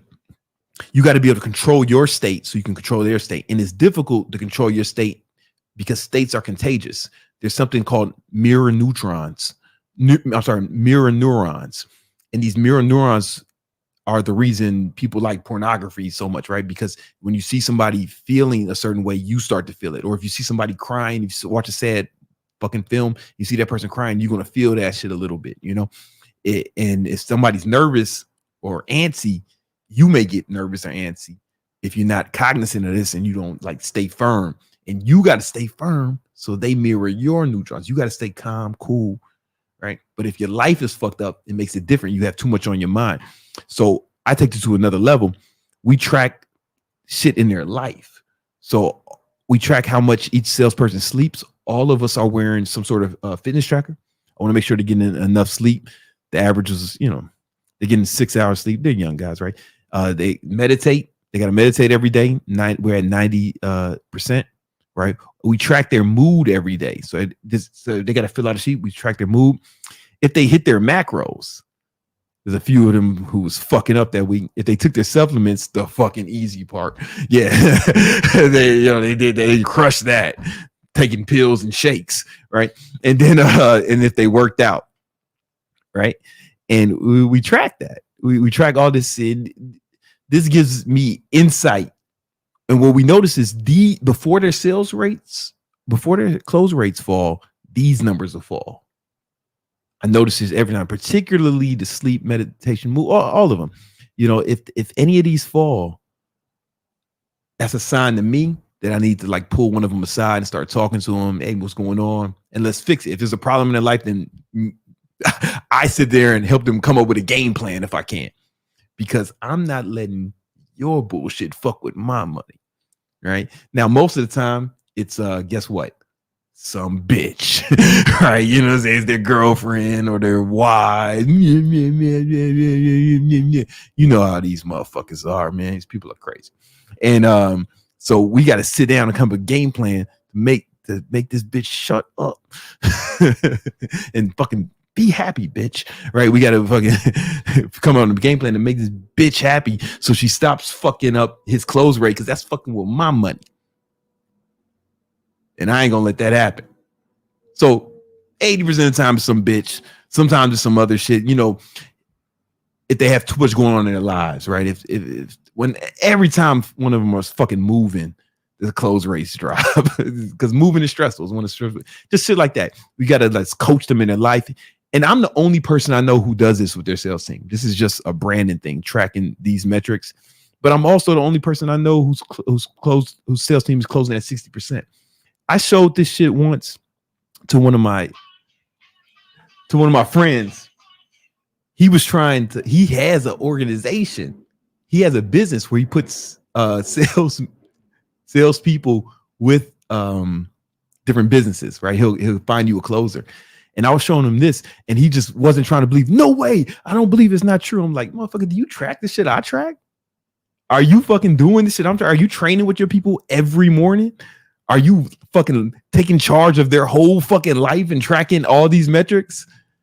Then shut the fuck up, white boy, and just say thank you for me giving you the game. But instead, he got like legit mad when he saw it. But that's saying sometimes your success will shine a light on others' insecurities and inferiorities. And all right, so that's that part. And the third. Where am I at? Oh, this video might be all over the place. Oh, now the third thing that I learned from Jordan, this was just a thing for me. This was just me, right? So, I talked to him about my story. I talked to him about how I was a fucking kid from Chicago, South Side, from the black ghetto. You know what I'm saying? And I had dreams of being successful. Right? Reaching the mountaintop of what I thought was success. Right? And he said, Brandon, you're making a few million every year, but you come from the fucking South Side of Chicago. So you think that you're at the top of the mountain, or at least it's all perspective. You think you're fucking crushing it. However, he said, I really remember this. This was probably the most impactful thing he said to me. He said, you're a victim of your own success. Like, you're not even thinking big enough. Like, that mountain is cool in comparison to where you came from, but there's way bigger mountains for you to climb. You know what I'm saying? Like, you at the top at the first level, you need to be thinking way bigger than you're thinking now. And it just kind of opened up my eyes that, oh man, there's way more out here. There's way more that I could do. You come from the South Side of Chicago. you start making a few $1 million after your dad blows his brains out. You know what I'm saying? And you start fucking making shit happen. You might start feeling like you made it. But he said, nah, you got to think way bigger than this. And that kind of opened up my eyes, you know, like I just started really shooting different. And you can see the difference between, you know, this was 2020. You see 2023, I'm balling like significantly harder than I was in 2020. And it was all by design. You know, my vision became bigger, like what I can do, what I can accomplish. And he was like, man, with your talent and what you've been able to do with this, you should be able to like make way more than. And that's what I've been doing. And I'm not at the top of this mountain yet. And then when I get to this mountain, I'm sure I'll see new ones. You know what I'm saying? And I might have got a little complacent right here. And this shit happens sometimes when you're like one of your most successful friends. Then I made some other friends who were more successful. And next thing you know, I'm fucking doing videos with Grant Cardone and shit. You know what I'm saying? And then some of my other friends that became way successful at the time. Like, you know, I've been friends with with the Tate brothers for mad long. And, you know, they over the last few years, man, they've grown a lot. They've grown a lot, you know what I'm saying? And so when you're your friend, you also don't want to get lapped by your friends and shit, you know, like at least not all crazy. And you're just expanding my horizon. But that was the one thing he said, your victim is success. So I urge you guys, however successful you think you are, like just start aiming way bigger, like overshoot that shit. You know what I'm saying? I'm telling you, you got a lot more runway to run. And if you want to know more specifically about how I teach sales, I have a whole video on sales where I break down the script and I break down some of these numbers in more detail in another video. You should check that out now. All right. Half Black Panther. I think I said that. You know what I'm saying? All right. Let's do more Super Chat sponsored by Celsius. Not really. I'm Celsius. I'm an owner. What else we got? Well, let's run through them. I'll run through them as quick as possible. We have Ruben. Yo, Brandon, I would like to know how far you've come. What's your progress with making money, and how far do you think you realistically get? I don't tell people my goals because, you know, if you read 48 Laws of Power, law number 4 was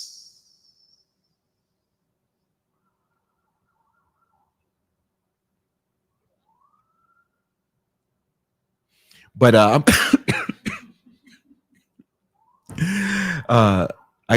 got some big plans. You know what I'm saying? And my progress, it's more than I can go into now, but I've documented this. I have a video on yo, if you watch the video on tracking or productivity that I came out a few weeks ago, either one of those videos, productivity, the one on productivity, watch that one. That shit fucking put you on the right path. We have Adam. Mm-hmm. Your channel has proven ROI for myself and my business. Also, Nima put me on. We 3D print coastal protection systems to protect your ass and Miami. They got a big business. Oh, yeah.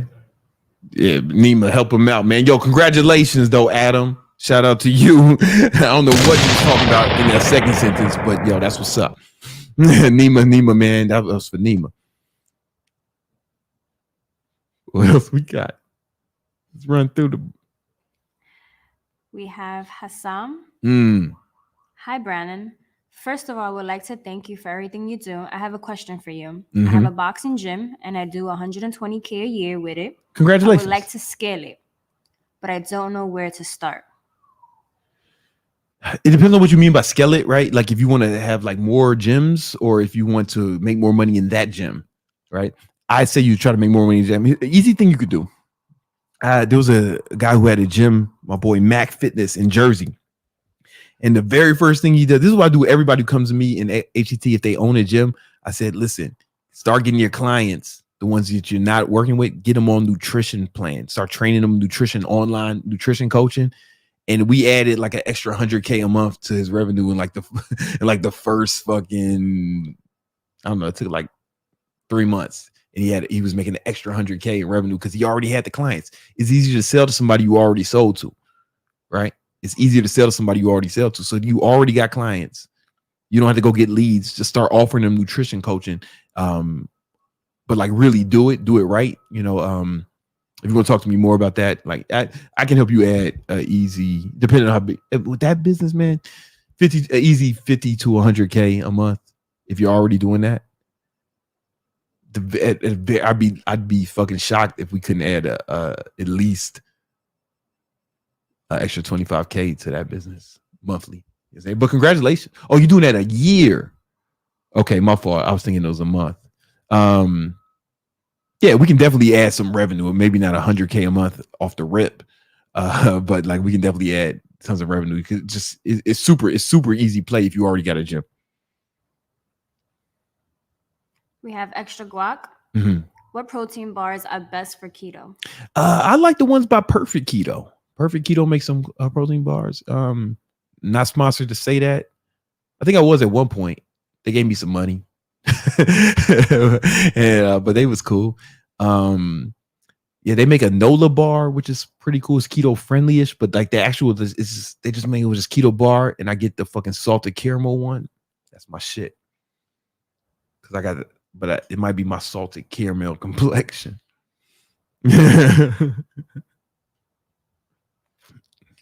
And they don't spike glucose like some of these other keto bars. They spike your glucose levels, or at least they did with mine when I wore my glucose monitor. What else we got? We have James. Hey BC, how do I find a good high ticket sales job? I actually don't know. I'm gonna be honest with you. I keep telling everyone to do it. I don't know that part because all my closers, they were actually they were former customers, and I like that because the same way I teach my students is the same way I teach my sales team. So like I don't have to start from scratch when I'm training them, and they don't come from somewhere else with like some fucking bad habits from these TikTok sales motherfuckers who tell you to yell at your prospects. Motherfuckers sound like predators. I see these motherfuckers. I see one of these TikToks. And I'm not saying these guys don't make money. I'm not saying they're not successful, but I do not want my organization right there. I send it to my sales team like, I don't ever want to see you guys doing this shit. Ever. You know what I'm saying? I got to figure out. I'm going to ask around because I just hire internally. I'm going to ask around for you because I've been getting that question a lot. Can you take a note of that I need to? I know I can fucking ask people. People who I know who've hired a lot of salespeople. What else we got? We have Temp. What's up, Brandon? I'm from the Chicago area. I don't know if you know where Evergreen Park is. I'm familiar. But I'm 23 and I got to get my own place soon. Yeah, you make do. About $6,000 a month after taxes. Thoughts on rent versus buy? I mean, listen. This is a fucking... Oh, man, the black people are going to hate me for this. Yo, rent, man. I mean, just tell you why, right? Because... buying the home you live in, at least initially at the level you're at, right? It's like, yeah, you don't build equity and you just making someone else rich. But just think about like you got to have 20% for a down payment for the home you live in, right? Now I'm not talking about investment, right?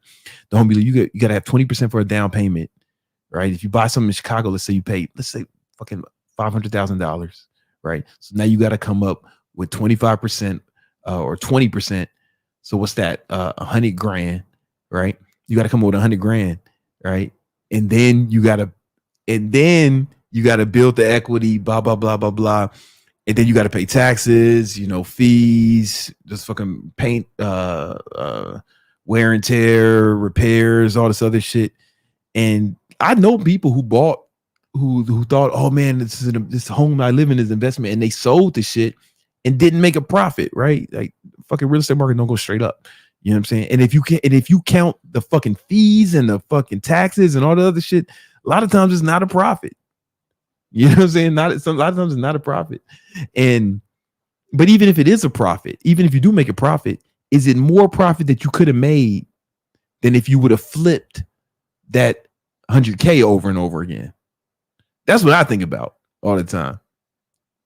That's why I've never bought real estate. I'm about to start buying real estate for rental shit. I'm doing, the Section 8 shit with my homie Tom, and we're getting into that. Like, I'll be buying some of that soon. But I've never bought the home I live in just because when I think about the down payment I would have to put down, I'm like, yo, I can put that money in my motherfucking ads and make way more money than I would have made if I just sunk it into a house. It's fucking dead money in a house. And you're hoping that you can profit from it later if you sell it. Right now, of course, you can do other shit. You can take loans against it, you refinance. You can, there's ways to make money off it for sure. But it's like I can just take that money and flip that shit in the fucking market and get a fucking 30, 40, 50% return this year off that shit because I know what I'm doing because I fuck with Romulus. I like just think about the opportunity cost of that down payment and then see if it's worth it. If you don't know another, it's good for people who don't know another way to flip that money. Then maybe that's a wise choice for them. But that down payment, especially for the kind of crib I want, right? The kind of crib I would get, like to buy that bitch. Now we talking about millions down. I can flip that shit, man. You know what I'm saying? So there's an opportunity cost involved in that. Some of you got to think about. All right, my fault. We going too late. Let me get through the. We have Gabriel. Mm-hmm. How did you track things back then without phone apps and Notion? Paper or less fun? Pens and paper, and it was or Google Docs. Pens, paper, Google Docs, and it was way harder. Pause and less fun. I mean, tracking shit. Data's not like fun. Anyone who thinks data is fun is going to be super rich, or is going to be a rich weirdo. All right, what else we got? We have Alfonso. When are you coming back to DC? Ah, man, DC. If there's an opportunity for me to profit financially, if that opportunity presents itself, I'll be in DC, man. But I ain't got a lot of friends there. I mean, I got some friends there from college and shit, but I'm not one of these niggas who go like visit his old college and relive his glory days and shit. Nigga, get the fuck out of here, nigga. We have Nomi. Where can I find poach A players for my sales team? That's a fucking good question, man. I'm gonna figure that shit out for you guys. Cause I just get them internally and I make them A players. Like I train my sales team. So motherfuckers come in, they might be scrubs and I'm gonna make them good. You know what I'm saying? That was my goal, to learn how to take anybody and make them a good salesperson. Cause that's what Jordan did. And that's why I went to Jordan, and that's how I developed my system. And we have JRL. BBC quick question. SMMA with 4 services. SMM, SMA, Web Desk, Funnel Building, Lead Conf. Lead conversion. Yeah. A couple months of low conversion, if none. 9 to 5 makes it hard to concentrate. Only getting help with ads. You're doing too much shit. Hacks. First of all, you're just doing too much shit. It's like you're trying to be everything to everyone. You know what I'm saying? Even if you did sell all that shit, you need to focus on one thing to sell, right? And then you can offer the other shit as upsells, but you need to be either the best funnel builder or the best web guy or the best. And if you want to offer that other shit, there's no way you're the best at all 4 of those things. There's no fucking way, right? If you can get really good at one, then you can offer the other ones as like the fucking fries at McDonald's or some shit, right? Motherfuckers may come for the Big Mac, but then they also buy it. All right, give me a Coke while we at it. Go ahead, give me the fries and shit, right? The other shit should need to be the size to make the meal. Have them come for the fucking McRib. They coming in for that McRib, then they might as well make a meal out of it, right? But you can't. There's no way you're the best at, or even fucking really good at all 4 of them. If you're still making 9 to 5, the market has spoken, right? You know what I'm saying?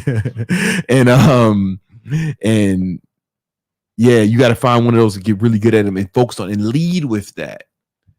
Like lead with that and then offer all the other shit, right? Kind of like I may go into the iPhone, to the iStore for iPhone, right? But I'm gonna leave with a case, a charger, you know what I'm saying, some headphones, you know what I'm saying?